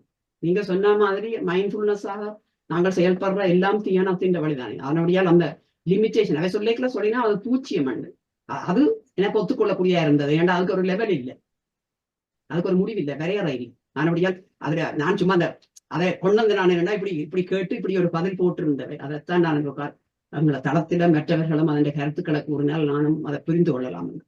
நன்றி. அடுத்ததாக பஞ்சாட்சர மாஸ்டர், உங்களோட கருத்துக்களை கூறுங்கள். எல்லோருக்கும் வணக்கம். இன்று தியானம் சம்பந்தமாக டாக்டர் சதா மனு அவர்கள் திறமையாக ஹெல்த்தை பற்றி விவரங்களை கூறியிருந்தார். அத்துடன் ஒரு கேள்வியையும் போட்டிருந்தார். அதாவது அளவுக்கு மிஞ்சினால் அமிர்தமும் நஞ்சன்றது தியானத்துக்கு பொருந்துமாண்டு. இந்த தியானம் என்று சொல்லிக்கு அளவுக்கு மிஞ்சினால் என்றுதான் வருகிறது. அளவென்றால் எவ்வளவு என்றதை நாங்கள் யோசிக்கணும். அளவு என்று சொன்னால் அங்க முனிவர்களோ அவைகள் சொல்றது என்ன என்றால், அதாவது ஆன்மீகம், அதாவது அன்பு, இறைவனில் அன்பு, அதுவும் தியானமும் பரலா போக வேண்டும் என்றுதான் அவர்கள் சொல்றார்கள்.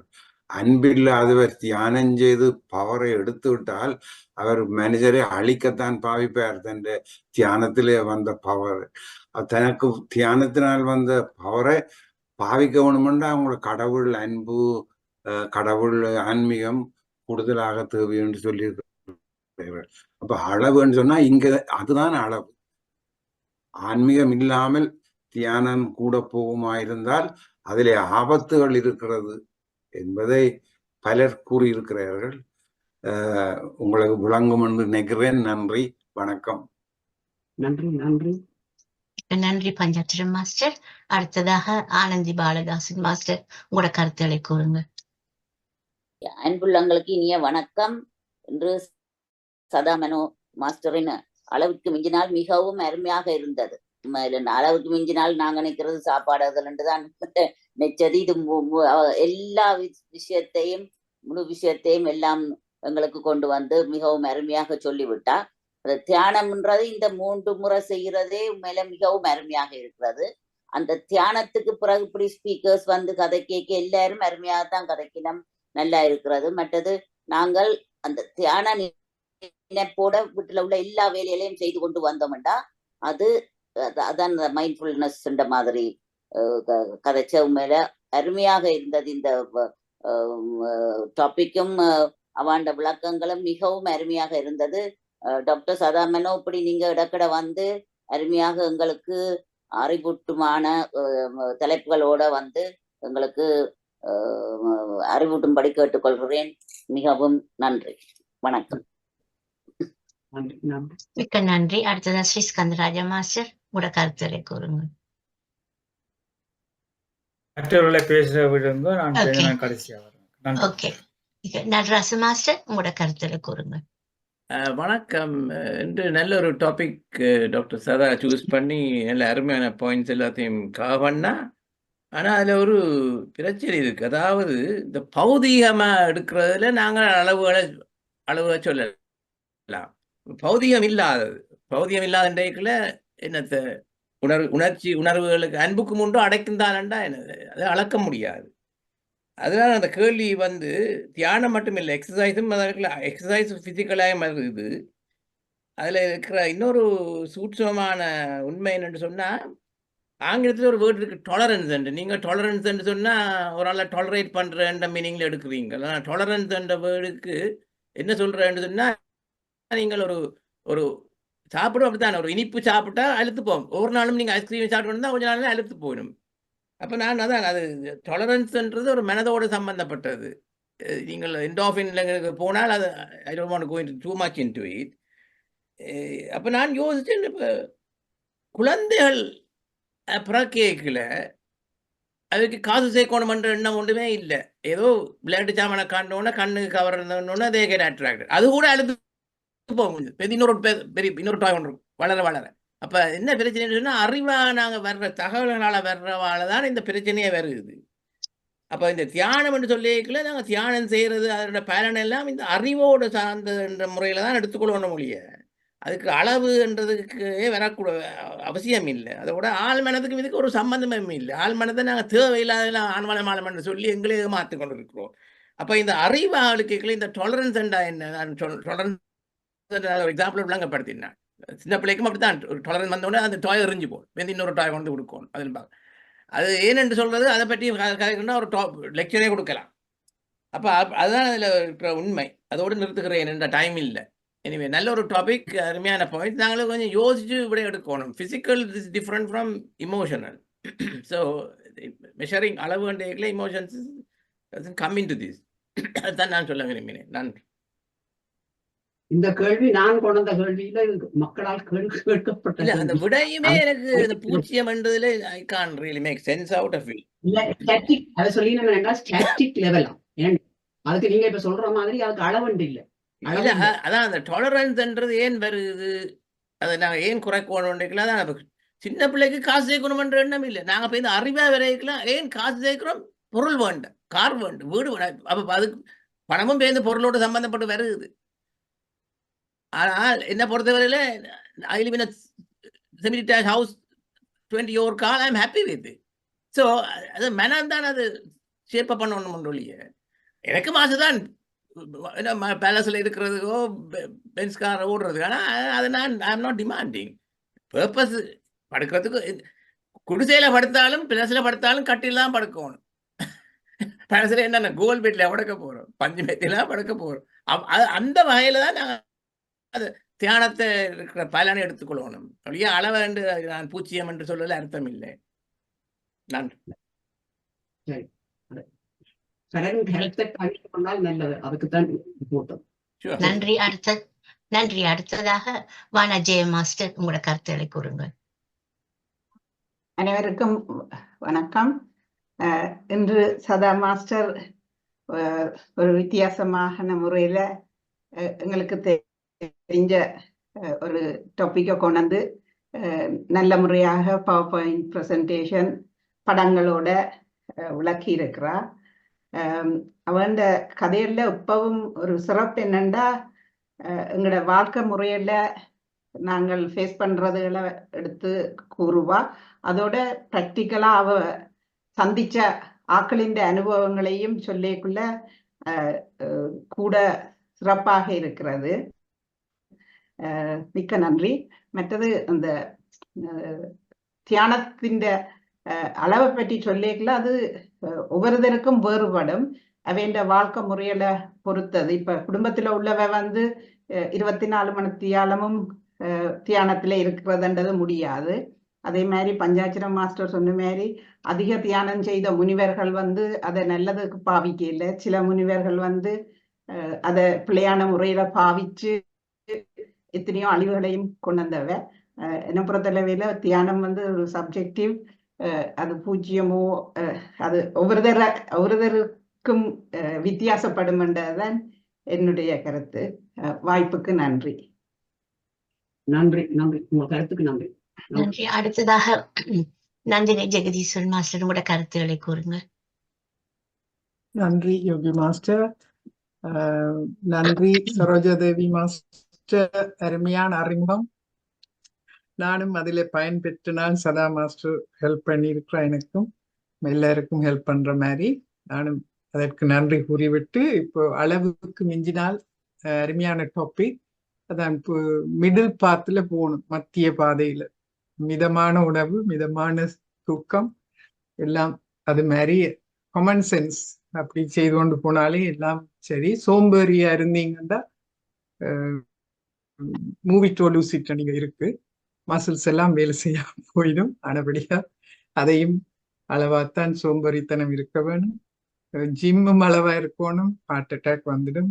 வார்த்தைகள் மற்றவர்களை மெருகேற்ற வேணும், புண்படுத்தக்கூடாது. அருமையான பேச்சு, மருத்துவ குறிப்புகளுடன். நன்றி சதா மாஸ்டர். நன்றி. நன்றி நந்தினி மாஸ்டர். அடுத்ததாக பவானி விக்னேஸ்வரன் மாஸ்டர் உங்களோட கருத்தை கூறுங்க. எல்லோருக்கும் வணக்கம். யோகி மாஸ்டருக்கு நன்றி. அதோட சதா மாஸ்டருக்கும் நன்றி சொல்ல வேண்டும். எனக்கும் பல விதத்தில் உதவி இருக்கிறா, அதுக்கு நன்றி. எடுத்த டாபிக்கும் நல்ல ஒரு டாபிக், எல்லாருக்கும் பொருந்தக்கூடியதாகவும். அவர்கள் ஒவ்வொருவருக்கும் ஒவ்வொரு லெவல் இருக்கு. அதை நினைச்சு வடிவாக செய்து கொண்டு போனால் சுகமாக வாழலாம் என்றதுக்கு பல கருத்துக்களை சொல்லி உங்களுக்கு அனுத்தரமாக எல்லாவற்றையும் சொன்னா அதுக்கு மிகவும் நன்றி. மீண்டும் இப்படி ஒரு நல்ல ஒரு டாபிக்ல பேசி எங்களுக்கு மகிழ்விக்குமாறு வேண்டிக் கொண்டு விடைபெறுகிறேன். வணக்கம். நன்றி பவானி மாஸ்டர். அடுத்ததாக பூபாரத்னம் மாஸ்டர் உங்களோட கருத்துக்களை கூறுங்க. அனைவருக்கும் வணக்கம். மனோவைத்திய நிபுணரான டாக்டர் சதா மனோ அவர்கள் இங்கே வழங்கிய கருத்து இந்த தளத்திலே பணிபுரியும் பங்கு பெற்றும் சகல அன்பர்களுக்கும் மிகவும் பிரயோசனமான ஒரு கருத்து என்று நான் நினைக்கின்றேன். என்றால் எதையும் நாங்கள் அளவோடு செய்தால்தான் மிகவும் பிரயோசனமாக இருக்கும். எல்லாருக்கும் உணவு, உடை, மற்றது பணம் சேர்க்கிறது எல்லாம் பல தலைப்புகள் 14 தலைப்புகள் சொல்லியிருக்கிறார். ஆகையினால நாங்கள் இவற்றை கடைப்பிடித்து அளவோடு வாழ்ந்தால் நலமாக வாழலாம். ஆகவே சதா மனோவர்களுடைய கருத்துக்கு நான் மிகவும் நன்றியையும் பாராட்டையும் தெரிவிக்கிறேன். நன்றி, வணக்கம். நன்றி பூபாரத்னம் மாஸ்டர். அடுத்ததாக அருந்ததி மாஸ்டர் உங்களோட கருத்துக்களை கூறுங்க. அனைவருக்கும் வணக்கம். இன்று சதா மாஸ்டர் மிகவும் அருமையான பேச்சு. அளவுக்கு மிஞ்சினால் என்பதை நீங்க எல்லா விதத்திலையும் எல்லா உதாரணங்களையும் எடுத்து கூறினீர்கள். அது எல்லோருக்கும் தேவைப்பட்டது. அது ஒவ்வொருத்தர் தங்கள் அவர்களுக்கு ஏற்ற மாதிரி அதுகளை செய்ய வேண்டும் என்பது. அளவுக்கு மிஞ்சினால் என்றால் அது ஒவ்வொருத்தருடைய பார்வையில அவர்கள் என்ன மாதிரி அதை எடுக்கிறார்கள் என்பது தான். தியானம் கூட எந்த இடத்துல அவர்கள் இருக்கணுமோ அந்தந்த இதுகளை தங்களுக்கு ஏற்ற மாதிரி எடுக்க வேண்டும் என்பதைத்தான் மிக அழகாக எல்லாத்திலையும் நீங்க எடுத்து கூறினீர்கள். மற்றது சதா மாஸ்டரை பற்றி கூற வேண்டும் என்றால், இந்த தளத்துல எந்த நேரமும் எதுவும் கேட்கலாம். அவவிடம் எதுக்கும் உதவி செய்யறதுக்கு அவர் தயங்காம இருக்கிற ஒரு ஆள். இதுல சதா மாஸ்டரை கூறலாம். ஏனென்றா எந்த நேரத்துல டெலிபோன் பேசியும் கதைப்பார்கள். என்ன உதவி என்றாலும் பயம் இல்லாம கேட்கலாம். மற்றவர் சிலரிட கேட்க கொஞ்சம் பயமா இருந்தாலும் சதா மாஸ்டர்கிட்ட எந்த நேரமும் எதையுமே துணிவா கேட்கலாம். ஏன்னா இல்லை என்று சொல்ல மாட்டார். அது எங்களுக்கு ஒரு சரியான ஒரு சப்போர்ட்டிவான ஒரு ஆள். மிகவும் அருமையான பேச்சும் எல்லாத்தாலையும் செய்யக்கூடியவர். இந்த நேரத்தில் சதா மாஸ்டர் எங்களுடைய தளத்தின் சார்பாக உங்களுக்கு மிக்க நன்றி. நன்றி நன்றி. மிக்க நன்றி அருந்ததி மாஸ்டர். அடுத்ததாக லிங்காலிங்க மாஸ்டர், உங்களோட கருத்துக்களை கூறுங்கள். எல்லோருக்கும் எங்களுடைய இனிய வணக்கம். இன்று மிக அழகான ஒரு தேவையான ஒரு நல்ல கருத்துக்களை நீங்கள் எங்களுக்கு தந்திருந்தீர்கள். அதிலே நாங்கள் என்னால் ஒன்று சொல்ல முடியும். உங்களுடைய விரையிலிருந்து நீங்கள் நீட் அண்ட் வாண்ட்ஸ்க்கு இடையில் இருக்க அதைத்தான் நீங்கள் தெளிவுபடுத்தினீர்கள். எல்லோருக்கும் தேவை இருக்கின்றது, தேவையை பூர்த்தி செய்ய வேண்டும். தேவைக்கு ஆனால் எல்லோரும் வாண்ட்ஸ், எனது தமிழ்ல சொல்றேன் ஆசை. எல்லோரும் ஆசைக்காகத்தான் வாழ்கின்றார்களுடைய தேவைகளுக்காக வாழ்வதாக தெரியவில்லை. அந்த இறுதியாக சொன்ன நீங்கள் தியானம் பற்றி அதுக்கு ஒரு முக்கியமான கதை இருக்கின்றது. கௌஷிக முனிவருடைய கதை. முனிவர் ஞானம் பெற்று, ஞானம் இல்லை, அவர் தியானத்துல அவர் சக்தியை பெற்று கொக்கை பார்க்கின்றார். அந்த கொக்கு எரிந்து விழுகின்றது. பிறகு அப்படியே அந்த கதை போய் அவர் ஒரு ஒரு இறைச்சி கடைக்காரனுக்கு போகிறார். அவர் தான் வீட்டுக்கு கொண்டு, அது பெரிய கதை. போய் அங்க பார்த்தால் அவர் தன்னுடைய பெற்றோருக்கெல்லாம் உதவி செய்து அவர் பக்கத்து ஆக்களுக்கெல்லாம் சமைச்சு கொடுத்துட்டு பிறகு தியானம் செய்கின்றார். அவருடைய சக்தி மிகப்பெரிய சக்தியாக இருந்தது. அப்போதுதான் இந்த கௌஷிக முனிவருக்கு விளங்கி கொண்டது, தாங்கள் சக்தியை எங்களுக்கு ஞானத்தை விட எங்களுடைய ஞானத்துக்கு ஞானமும் வேணும், அதே நேரத்தில் பெற்றோரை பார்ப்பது, கடமைகள் செய்வதும் ஒரு அவசியம் என்பதை நாங்கள் அதை உணரக்கூடியதாக இருக்கின்றது. அதே நேரம் பல வேற ஞானிகள், யோகிகள் எல்லாம் தியானம் செய்திருக்கின்றார். உதாரணத்துக்கு நான் ஸ்ரீ அரவிந்தோவை பற்றி நான் சொல்லும்போது 2-3 நாட்களுக்கு நான் கழித்திருந்தேன். அவர் யோகியாக மாறினது இந்த உலகத்தை காப்பாற்ற வேண்டும், அந்த ஞான சக்தியினால் இந்த ஒரு நன்மை செய்ய வேண்டும் என்பதுதான் என்று கூறிக்கொண்டு உடைய அருமையான பேச்சுக்கு என்னுடைய மனமார்ந்த நன்றியையும் பாராட்டுகளையும் தெரிவித்துக் கொள்கின்றேன். வணக்கம். நன்றி. உங்கள் கருத்துகளுக்கு அனைவருக்கும் அன்பான வணக்கம். இன்று டாக்டர் சதா மாஸ்டர் அவர்கள் பல விதமான கருத்துக்களை, எங்களுக்கு தேவையான கருத்துக்களை எல்லாம் அழகாக எடுத்து கூறினார். அதிலிருந்து பார்க்கும்போது மருந்தோ விருந்தோ என்னென்றாலும் அளவோட தான் இருக்கணும், ஒவ்வொரு காரியத்திலையும் நாங்கள் அப்படி நினைச்சு நடக்கணும் என்று கூறினார். முதல்ல ஒரு கதை சொல்லுவார்கள். அது ஒரு மனிதனிடம் உனக்கு என்ன வேணும் என்று கேட்ட பொழுது நான் தொடுவதெல்லாம் தங்கமாக வேணும் என்று சொல்லி, அப்ப அவர் கடைசியா தொட எல்லாம் தங்கமாகிவிட்டது. அப்ப அவர் சாப்பாடும் இல்லாம கஷ்டப்பட்டார். அப்படி அந்த அளவு கிரீடியாக இருக்காம எல்லாரும் தங்களுக்கு தேவையானதை பெற்றுக்கொண்டு தேவையானோட வாழ்ந்து வந்தா உலகமே நல்லா இருக்கும் என்று சொல்லிக்கொண்டு விடைபெறுகிறேன். நன்றி, வணக்கம். எனக்கு ஒரு இன்னொரு பெரிய கொஸ்டின் இருக்குது, நேரம் போகாம நான் கேட்கவில்லை. உணவை பசிக்கும் போது உண்ண வேண்டுமா அல்லது ஒரு நேரத்துக்கு ஒரு 2 மணித்தாலும் 3 மணித்தாலும் பிறகு உண்ண வேண்டுமா என்பதுதான் என்னுடைய கேள்வி. அதுல என்னென்றால் ஆக்கள் ஆகிய பண்ணலாம். ஆனா சொல்லினால் பசிக்கும் போது புசி என்றுதான் பழைய காலத்துல இருந்தே சொல்லி இருக்கிறார்கள். ஆனா கொஞ்சம் பசி வந்த பிறகு சாப்பிட்டால் நாங்கள் அளவாக சாப்பிடுறத பழகி கொள்வோம். ஏன்னா பசி அதுக்காக முழுதையும் டூமச்சா சாப்பிடாம அளவு சாப்பிடுறதுதான் பழக்கம். ஆனால் பசி வந்தால் அந்த பசி எப்படி இருக்குன்றதை உணரலாம். என்ன அந்த உணர்வும் தேவை. அதுக்காக போய் ஃபுல்லா சாப்பிட சொல்லி அப்படி கூட சாப்பிட்டீங்கன்னா அன்கம்ஃபர்டபுளா இருக்கும், சோர்வா இருக்கு, நித்திர வரும், உடனே ஓடி போய் படுக்கணும் போல இருக்கும். அப்ப நாங்களே எங்களோட உடலுக்கு கெடுதலை செய்கிறோம். இப்ப நாங்க பழகிக்கொள்ளலாம். அந்த பசி வந்த பிறகு சாப்பிடுறதா உண்மையான நல்ல முறை. ஆனால் முதல் வந்து சொல்லினோம் என்னன்னா அப்படி பசி மாதிரி இருக்கேன்னு சொன்னதுல பசி அது பசியா அல்லது எங்களுக்கு பசி போல ஒரு ஃபீலிங் ஆண்டது இன்னொன்று. அப்ப தண்ணியை கொஞ்சம் குடிக்க சொல்லினோம். உங்களுக்கு தண்ணியையும் குடிச்சு அது திருப்பியும் அதே மாதிரி இருந்தால் இப்ப அது உண்மையான பசி. அப்ப நீங்க சாப்பிடுங்க. அப்ப அப்படி ட்ரெயின் பண்ண சொல்லினோம், உங்களை பழகிக்கொள்ள சொல்லினோம். சைக்காலஜிக்கல் பார்ட் தான் மெயினா இருக்கு. உணவு அருந்துற முறைகளும் செயல்கள்லையும் எல்லாம் சைக்காலஜிக்கல். நாங்க 3 முறை சாப்பிட்டு பழகினதால காலமா மத்தியானம் இரவு இடையில தண்ணி டீ பிரேக் அதுகளெல்லாம் சாதாரணமா நாங்க எங்களை பழக்கத்துல வந்ததைத்தான் எங்களால விடுபட முடியாமல் தவிக்கிறோம். ஆனா உணவு தான் எங்களுக்கு எல்லாத்தையுமே செய்யும். இந்த நுண்ணுயிர்களையும் நாங்க முழுதும் பாழாக்குறோம். அந்த பாழாக்கின உடனே அதால மனநோய் வருது. இப்ப நாங்க இவ்வளவு நாளும் யோசிச்சு பாக்குறது இல்லை, இந்த நுண்ணுயிர் தான் இதுக்கு காரணம் இல்லை. நாங்க நினைக்கிறோம் அவருக்கு டிப்ரெஷன் வந்துட்டு, அவருக்கு இந்த வருத்தம் வந்துட்டு, மன அழைச்சி வந்துட்டு அப்படின்னு யோசிக்கிறதே ஒழிய இதுல கனெக்ஷனை பார்க்கல. உண்மையா அந்த சாப்பாடுதான் முக்கியமான காரணம். அந்த கிருமிகளை நாங்கள் எவ்வளவுக்கு பாதுகாத்து ஆரோக்கியமாக அவையிலும் தொழிற்பட விட்டால் நாங்கள் ஆரோக்கியமாக இருக்கலாம். உடல் நலம் மட்டும் இல்லை, மனநலமும். அதான் அந்த நல்ல இன்ட்ரெஸ்டா இருந்தது. பல வருடங்களுக்கு முன்னமே கூறியிருக்கிறார்கள். ஆனா நாங்கள் இப்ப அதை திருப்பி பார்க்கிறோம். அப்ப சில புத்தகங்கள் எல்லாம் நான் முந்தி வாசிக்க இல்லை, இப்ப வாசிக்க அருமையாக இருக்கிறது. எத்தனையோ ஆண்டுகளுக்கு முன்னம் சொல்லப்பட்டபடி எங்கள் அந்த நுண்ணுயிர்களை பற்றியே ஒரு டோக் கதைக்கலாம் தனியே. நன்றி. நீங்க அடுத்த முறை அதை பற்றி கதைங்க. நன்றி நன்றி நன்றி. மிக்க நன்றி லிங்காலிங்க மாஸ்டர், நிர்மலா மாஸ்டர். அடுத்ததாக ராதே மாஸ்டர், உங்களோட கருத்துக்களை கூறுங்க. தேங்க்யூ யோகி. எல்லோருக்கும் வணக்கம். முதல்ல இந்த தியான தளத்துக்கும் இந்த தியானத்தை எங்களுக்கு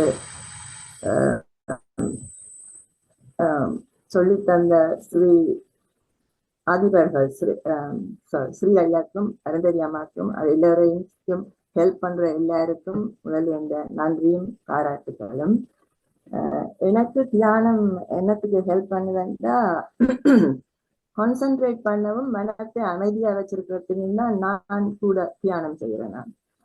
ஸோ அதுக்காக நான் இந்த தளத்துக்கு மிகவும் நன்றி. மற்றது சதா நீங்கள் அன்றாட வாழ்க்கைக்கு பயனுள்ள ஒரு பேச்சு வடிவா தந்திருக்கிறீங்க. எல்லா பாயிண்ட்ஸும் கவர் பண்ணி இருக்கிறீங்க. முதல்ல யோசிச்சேன்னா வள்ளுவர் தந்த முழு புத்தகத்திலையும் ஒரு அதிகாரம் தந்திருக்கிறார் மருந்தன்ட்டு. நீங்கள் ஔவையாரோடையும் வள்ளுவரோடையும் சேர்த்து கட் மைக்ரோபாயமையும் சேர்த்து சொன்னீங்க. So you pass the test. வள்ளுவர்கிட்ட டெஸ்ட்டை நீங்க பாஸ் பண்ணிருக்கீங்க, வடிவா பாஸ் பண்ணிட்டீங்க. ஸோ அதை நான் சொல்லுவேன் உங்களுக்கு. மற்றது பேராசை பெரும் நஷ்டம், அதையும் வடிவா சொல்லி இருக்கிறீங்க. இந்த காலத்துல எஸ்பெஷலி நாங்கள் இருக்கிற இந்த கண்ட்ரியில என்ன நடக்குதுன்னா இந்த இருக்கிற கவர்மெண்ட்ஸ் எல்லாம் பிரைவேட் பிரைவேட்டைசிங் எவ்ரிதிங். என்ன இப்ப பிரைவேட் என்றாலே private means profit means greed. இப்ப அவன் NHS-ஐயும் பிரைவேட்டைஸ் பண்ண போறான். அப்ப அதுக்கு நாங்கள் எல்லாரும் சேர்ந்து என்னாலும் செய்ய வேணும். அது ஒன்று. மற்றது நீங்கள் உங்களோட முழு ஸ்பீச்லையும் புத்தட்ட மிடில் பார்க்க சொல்லிட்டீங்க. ஸோ நான் அதுதான் நீங்கள் கதைக்க தொடங்கின நேரம் தொடங்கி எனக்கு புத்தட்ட மிடில் பார்த்துன்னு தான் எந்த மனத்துக்கு பின்னாடி வந்தது. மற்றது நீங்கள் அந்த வள்ளுவரை வள்ளுவரை பற்றி சொல்லியிருக்கல, நீங்கள் அந்த கோபத்தை பற்றி சொல்லியிருக்கல, அந்த கதையும் நல்ல கதை. மற்றது வள்ளுவர் சொல்லியிருக்கிறார் என்னன்னா, நாங்கள் எந்த நேரமும் எங்களோட தூக்கி கொண்டு திரிகிற ஒரு ஆயுதம் நாக்காம். இந்த நாக்க போல ஒரு பொல்லாத ஆயுதம் இல்லை என்று சொல்றார். அப்ப அந்த நாக்கை நாங்கள் எந்தெந்த நேரத்துக்கு எப்படி பாதிக்க வேணும் என்று கவனமா இருக்க வேணுமா. இல்லாட்டி அவர் சொல்றாரு என்னன்னா, கத்தி கோடாலியோட திரிகிறவன் கத்தி கோடாலி இருந்தா தான் கொல்லுவான், இல்லாட்டி அவன் கொல்ல மாட்டான். அப்ப நாக்க நாங்கள் எப்பவும் கொண்டு திரிகிறபடியா நாங்கள் அந்த நாக்கால எப்பவும் கொலை செய்யலாம். அப்ப அவர் சொல்றார், கோட்டைக்குள்ள இருக்கிற ஆட்களையும் கொலை செய்யறவன் தான் இந்த நாட்கொண்டுதான் என்று சொல்லி இருக்கிறார். சோ நான் அதை சொல்லுவோம் என்று யோசிச்சேன். உங்கள் எல்லாருக்கும் மிகவும் நன்றி. தேங்க்யூ சதா. நன்றி நன்றி நன்றி நன்றி ராதா மாஸ்டர். அடுத்ததாக சர்காதி சுந்தரிங்க மாஸ்டர், உங்களோட கருத்துக்களை கூறுங்க. மிக்க நன்றி யோகி மாஸ்டர். சதா மாஸ்டர் இன்று நீங்கள் ஒரு அருமையான உரையை ஆற்றினீர்கள். எல்லோரும் உங்களுக்கு நல்ல கருத்துக்கள் எல்லாம் கூறிவிட்டார்கள். பாராட்டுக்களையும் நன்றியையும் தெரிவித்துக் கொள்கிறேன். நீங்கள் ஆற்றிய உரையில் நீங்கள் கூறியவை அனைத்தும் உண்மையானதும், சிறப்பாக உதவக்கூடியதும், விழிப்புணர்வை தூண்டக்கூடியதும், அத்தியாவசியமான கருத்துக்களாகவே எனக்கு தோன்றின. எல்லாவற்றையும் நீங்கள் மிகவும் சிறப்பாக விளக்கி நாங்கள் கடைபிடிக்க எப்படி நாங்கள் வாழ வேண்டும், இதனை கடைபிடித்து வாழ வேண்டும், நல்ல விஷயங்களை என்று கூறி இது நமது உளநலத்துக்கும் உடல் நலத்திற்கும் நீண்ட ஆயுளுக்கும் எப்படி உத்தரவாதம் அளிக்கும், நாங்கள் சிறப்பான மனிதராக வாழ இந்த உலகத்தில் இவை அனைத்தும் எங்களுக்கு தேவை என்பதை மிகவும் சிறப்பாக விளக்கினீர்கள். நீங்கள் ஒரு மனநல வைத்தியர் மட்டுமல்ல, அதாவது எங்களுடைய உடல் நலத்துக்கும் ஏற்ற வகையில் சிறப்பாக உங்கள் உரையை இன்று ஆற்றினீர்கள். மிகவும் தெளிவாக சிந்தித்து செயலாற்றக்கூடிய திறமையை எங்களுக்கு நீங்கள் உங்கள் உரையின் மூலம் அளித்துள்ளீர்கள் என்பதை மிகவும் நன்றியுடன் கூறி பாராட்டையும் தெரிவித்துக் கொள்கிறேன். நன்றி, வணக்கம். நன்றி சரோஜாதேவி மாஸ்டர். அடுத்ததாக இறுதியாக ஸ்ரீ ஸ்கந்தராஜா மாஸ்டர் சாட் பாக்ஸ்ல இருக்கோடு பார்த்துட்டு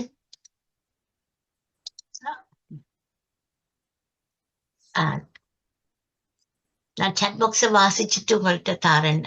ஸ்ரீ ஸ்கந்தராஜா மாஸ்டர். கமலா அருணாச்சலம் மாஸ்டர் சொல்லியிருக்கிறா, தேங்க்யூ சதா மாஸ்டர் என்று. ராஜ் சொல்லியிருக்கிறா, excellent talk Sadha master, thank you very much. Sugendra Dharmakumar master சொல்லியிருக்கிறா, thank you Sadha Mano master for your remarkable knowledge and inspiration speech. Murugesu Thangarajah master, சிறந்த கருத்துகள் நிறைந்த பயனுள்ள உரை டாக்டர் சதா மாஸ்டருக்கு நன்றி. டாக்டர் ஸ்வச்சந்திரிகா சொல்லியிருக்கிறார், மிக சிறந்த கருத்துக்கள் சதா மாஸ்டர், மிக சிறப்பாக இருந்தது, நன்றி, மகிழ்ச்சி, வாழ்த்துக்கள். ஞானா யோகராஜா மாஸ்டர் சொல்லியிருக்கிறார், thank you Sadha master for your wonderful and valuable speech, every one to understand to use the knowledge in their life. என்று பரிமளா நாகேந்திரன் மாஸ்டர் சொல்லியிருக்கிறார், மிகவும் சிறப்பாகவும் எமது நடைமுறை வாழ்க்கைக்கு உபயோகமானதுமான பேச்சு, மிகவும் நன்றியும் பாராட்டுகளும் சதா மாஸ்டர் உங்களுக்கு. யாருன்னு தெரியா. After meditation 5 minutes talk to say thank you to everyone in English and Tamil is not important. Thank you to everyone and Prabanjam is enough. Every speaker spend so much time to prepare the speech and shortage of time finish quickly. After meditation 5 minutes talk to say thank you to everyone in English and Tamil is not important. I don't think we can understand because when the person is not there, ஓப்பனா வந்து சொல்லுங்க. It's okay. ஓப்பனா இப்ப இல்ல, okay, நான் பேசுறேன். Time நேரம் போய் கொண்டிருக்கு, சொல்றேன். ஒரு சின்ன குறிப்பு சொல்லட்டா ஸ்ரீகந்தராஜா மாஸ்டர்? நான் ஆமா என்னன்னா லிங்கரட்னம் மாஸ்டர் கேள்விக்கு மற்றவைகள் சொல்லிக் கொண்டு வரத்தான் எனக்கு இன்னொரு இது ஞாபகம் வந்தது. சுருக்கமா சொல்றேன். இதுல இந்த உணவு அருந்துறதை பற்றி கேட்டீங்க. உணவே மருந்துன்றதுதான் இன்னொரு ஒரு நல்ல விடயம். உணவே மருந்து. அப்ப நாங்கள் உணவுதான் மருந்துன்றதை எடுத்துக்கொண்டு அதன்படி கடைபிடித்துக் கொண்டு வரைக்க, அதே நேரம் இந்த நுண்ணுயிர்களுடன் அவர்கள் தொழில் பெறுவதற்கு நாங்கள் அளவாக உணவை கொடுக்கிறோம் மட்டுமில்ல, ஆரோக்கியமான உணவையும் கொடுக்கணும். நாங்கள் குப்பைகளை கொட்டினால் அவர்களால் தொழிற்பட முடியாது, அதுல அரைவாசி இறந்து போகும். அப்ப அந்த புளோரா எல்லாம் மாறிடும். அப்ப குடல் வந்து தொழிற்படையில இப்படியே மற்ற பக்கத்தால போய்க்கொண்டு. அப்ப அதைத்தான் சுருக்கமா நான் சொல்றேன். பிறகு தேர்ந்தொரு நேரங்கள். ஓகே, நன்றி. அனைவருக்கும் வணக்கம். டாக்டர் சதாமேனா மாஸ்டர் ஒரு அரை மணித்தியாலத்தில் சுருக்கமாகவும் விளக்கமாகவும் சொல்லியிருந்தார். கேட்டுக்கொண்டே இருக்கலாம் போல இருந்த பாயிண்ட்ஸ். என்னுடைய வாழ்த்துக்கள். தொடர்ந்து முடியுமெண்டா ஒவ்வொரு மாதம் நீங்கள் வந்து பேச வேண்டும் என்று கேட்டுக்கொள்கிறேன். மற்றது உங்களுடைய பேச்சு வந்து ஸ்பெஷலாக வந்து எனக்கு இந்த கேன் அசோசியேஷன் டாக்டர் கமலா அருணாச்சலத்துக்களால் அந்த கேன் அசோசியேஷனுக்கு அனுப்ப வேண்டும் என்று நான் கேட்டுக்கொள்கின்றேன். ஏன்னா அவர்களுக்கு கட்டாயம் மிக மிக முக்கியமானது உங்களோட பேச்சு. யூடியூப் லிங்கை அனுப்பிவிட்டால் அவள் பலன் பெறுவார்கள். என்ன இது எங்கள் தியான தளத்துல அதிகமானவர்களுக்கு தெரியும் உங்களோட பேச்சு என்னத்தை சொல்றீங்களு. ஆனா சில பேருக்கு அது தெரியாது. இப்ப தெரியாத ஆட்களுக்கு உங்களோட பேச்சை நாங்கள் அனுப்பி வீடியோவை அனுப்பியோ லிங்கை அனுப்பியோ அவளுக்கு கூடின விஷயத்தை நாங்கள் படிப்பிக்க வேணும். அதான் இந்த தளத்தினுடைய நோக்கமே. இன்னொன்று பிடிச்சு கொண்டது, நீங்கள் அந்த போட்ட படத்துல அந்த சில்ட்ரன் வெரி சீரியஸா மெடிடேஷன் செய்து கொண்டிருந்த படம், அது இங்கிலாந்துல இருந்து எடுத்தீங்களா? அது எனக்கு அதுவும் மேசையில வடிவா கிளாஸ்ல தியானம் செய்யணும். டெஸ்க்கு மேலே நாம கதிரையில இருக்கணும். அந்த ஸ்கூல்ல இருக்க எனக்கு அனுப்பிடுங்க. ஸ்கூல்லையும் அந்த படத்தையும் இருக்கா சொல்லி எனக்கு அனுப்பிவிடுங்க, நான் பார்ப்போம் என்னண்டு.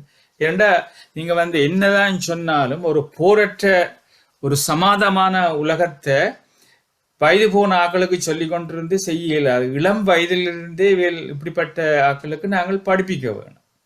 இப்போ அதான் இப்ப பலருக்கு அது தெரியாம இருந்திருக்கு. என்ன இப்போ உங்களை மாதிரி பேச்சுக்கள் தியானம் அதில் பற்றி நாங்கள் எங்கள்கிட்ட சிறு வயதிலேயே அறிந்திருந்தால் கூடின நன்மைகளை பெற்றிருக்கலாம். எங்களுக்கு அதுகள் ஒன்றும் தெரியாது. அதே போல இப்ப வார ஜெனரேஷனை நாங்கள் திருத்த வேணும். என்ன வார ஜெனரேஷனுக்கு நாங்கள் இந்த தியானத்தையோ மற்றதையோ சொல்லி கொடுத்தால் அடுத்த ஒரு போரட்ட உலகத்தை நாங்கள் உருவாக்கலாம். என்ன பார்த்து கொண்டிருக்க ஒவ்வொரு நாளும் தானே போர் வருது. ஒவ்வொரு நாளும் ஆக்கள் இறந்து கொண்டு இருக்கிறார்கள். என்னத்து கண்டு கேட்கிறேன், அதை என்னத்து கண்டு எனக்கும் விளங்க இல்லை.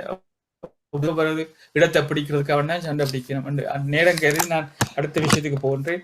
இன்னும் ஒரு 8 மணிக்கு, அதாவது இன்று இரவு 8 மணிக்கு டாக்டர் நவரனுடைய பேச்சு இருக்கிறது, ஈவில்ஸ் ஆஃப் ஸ்மோக்கிங் என்று நினைக்கின்ற. இங்கே இருப்பவர்கள் ஒரு ஸ்மோக் பண்ண மாட்டார்கள். அந்த செய்தியை நீங்க ஸ்மோக் பண்ற ஆளுக்கு சொல்ல வேணும் என்றுதான் அவர் பேச வருகிறார் போல இருக்கு. அடுத்ததாக நாளைக்கு காலமை டியூஸ்டே 11th ஜூனுக்கு அபிஷாலினி சரவணன் அவர்கள் பேச வருகிறார்கள். இலங்கையில் நடுகள் பண்பாடு. 11 மணிக்கு உமா சந்திரசேகர், முனைவர் உமா சந்திரசேகருடைய பேச்சு தொழில் சார் நெறிமுறை. அடுத்ததாக நாளைக்கு இரவு தமிழ் அருவி சிவகுமார் அவர்கள் இலங்கையிலிருந்து வந்திருக்கிறார். சைவ மகாநாடு நடக்குது 22ஆம் தேதியும் 23ஆம் தேதியும். 22ஆம் தேதி எங்களோட வீட்டுக்கு பக்கத்தில் உள்ள கோயிலில் நடக்குது, விம்பிள்டன் கணபதி டெம்பிள்ல. சண்டே 23ஆம் தேதி லூஷியம் டெம்பிள் சிவன் கோயிலில் நடக்குது. பலர் வந்திருக்கிறார்கள், இந்தியாவிலிருந்தும் இலங்கையிலிருந்தும். நான் இங்கே வந்திருக்கும் பொழுது எனக்கு டாக்டர் மகேஸ்வரன் மூலமாக இவரை நான் கூப்பிடும் வாய்ப்பு கிடைத்தது. தயவு செய்து நாளைக்கு இரவு 8 மணிக்கு முடியுமென்றால் கலந்து கொள்ளுங்கள். தமிழ் அருவி சிவகுமார் உங்களுக்கு எல்லாருக்கும் தெரிஞ்சிருக்கும் நினைக்கிறேன். அதே போல நாளைய காலமே வெனிஸ்டேயும் ரஞ்சனி கிருஷ்ணமூர்த்தி அவர்கள் இந்த வேர்ல்டு என்வாயன்மெண்ட் டே பற்றி தியானத்தோட தொடர்புபடுத்தி பேச வருகிறார்கள். வெனிஸ்டே 11 மணிக்கும் 3:30 PM இந்திய இலங்கை நேரம் அருள்நிதி ஞான சம்பந்தனுடைய பேச்சு இருக்கிறது. சும்மா இருக்கும் சுகம் பற்றி பேச வருகிறார். புதன்கிழமை இரவு 8 மணிக்கு டாக்டர் சரஸ்வதி சிவலோகநாதனுடைய பேச்சு இருக்கிறது. டிமென்ஷியா பற்றி, பிராக்டிக்கல் மேனேஜ்மெண்ட் ஆஃப் டிமென்ஷியா பற்றி பேச வருகிறது. அவ்வளோ நிகழ்ச்சிகள். மிகவும் நன்றி, வணக்கம். மிக்க நன்றி டாக்டர் சதாமனோ மாஸ்டர். உங்களுடைய உரைக்கும், அருமையான ஒரு உரைக்கும், அந்த கருத்துக்களை கூறியவர்களுக்கும் மற்றும் எல்லோருக்கும் நன்றியை கூறிக்கொண்டு இத்தலத்தோடு முடிவு பெறுகின்றது.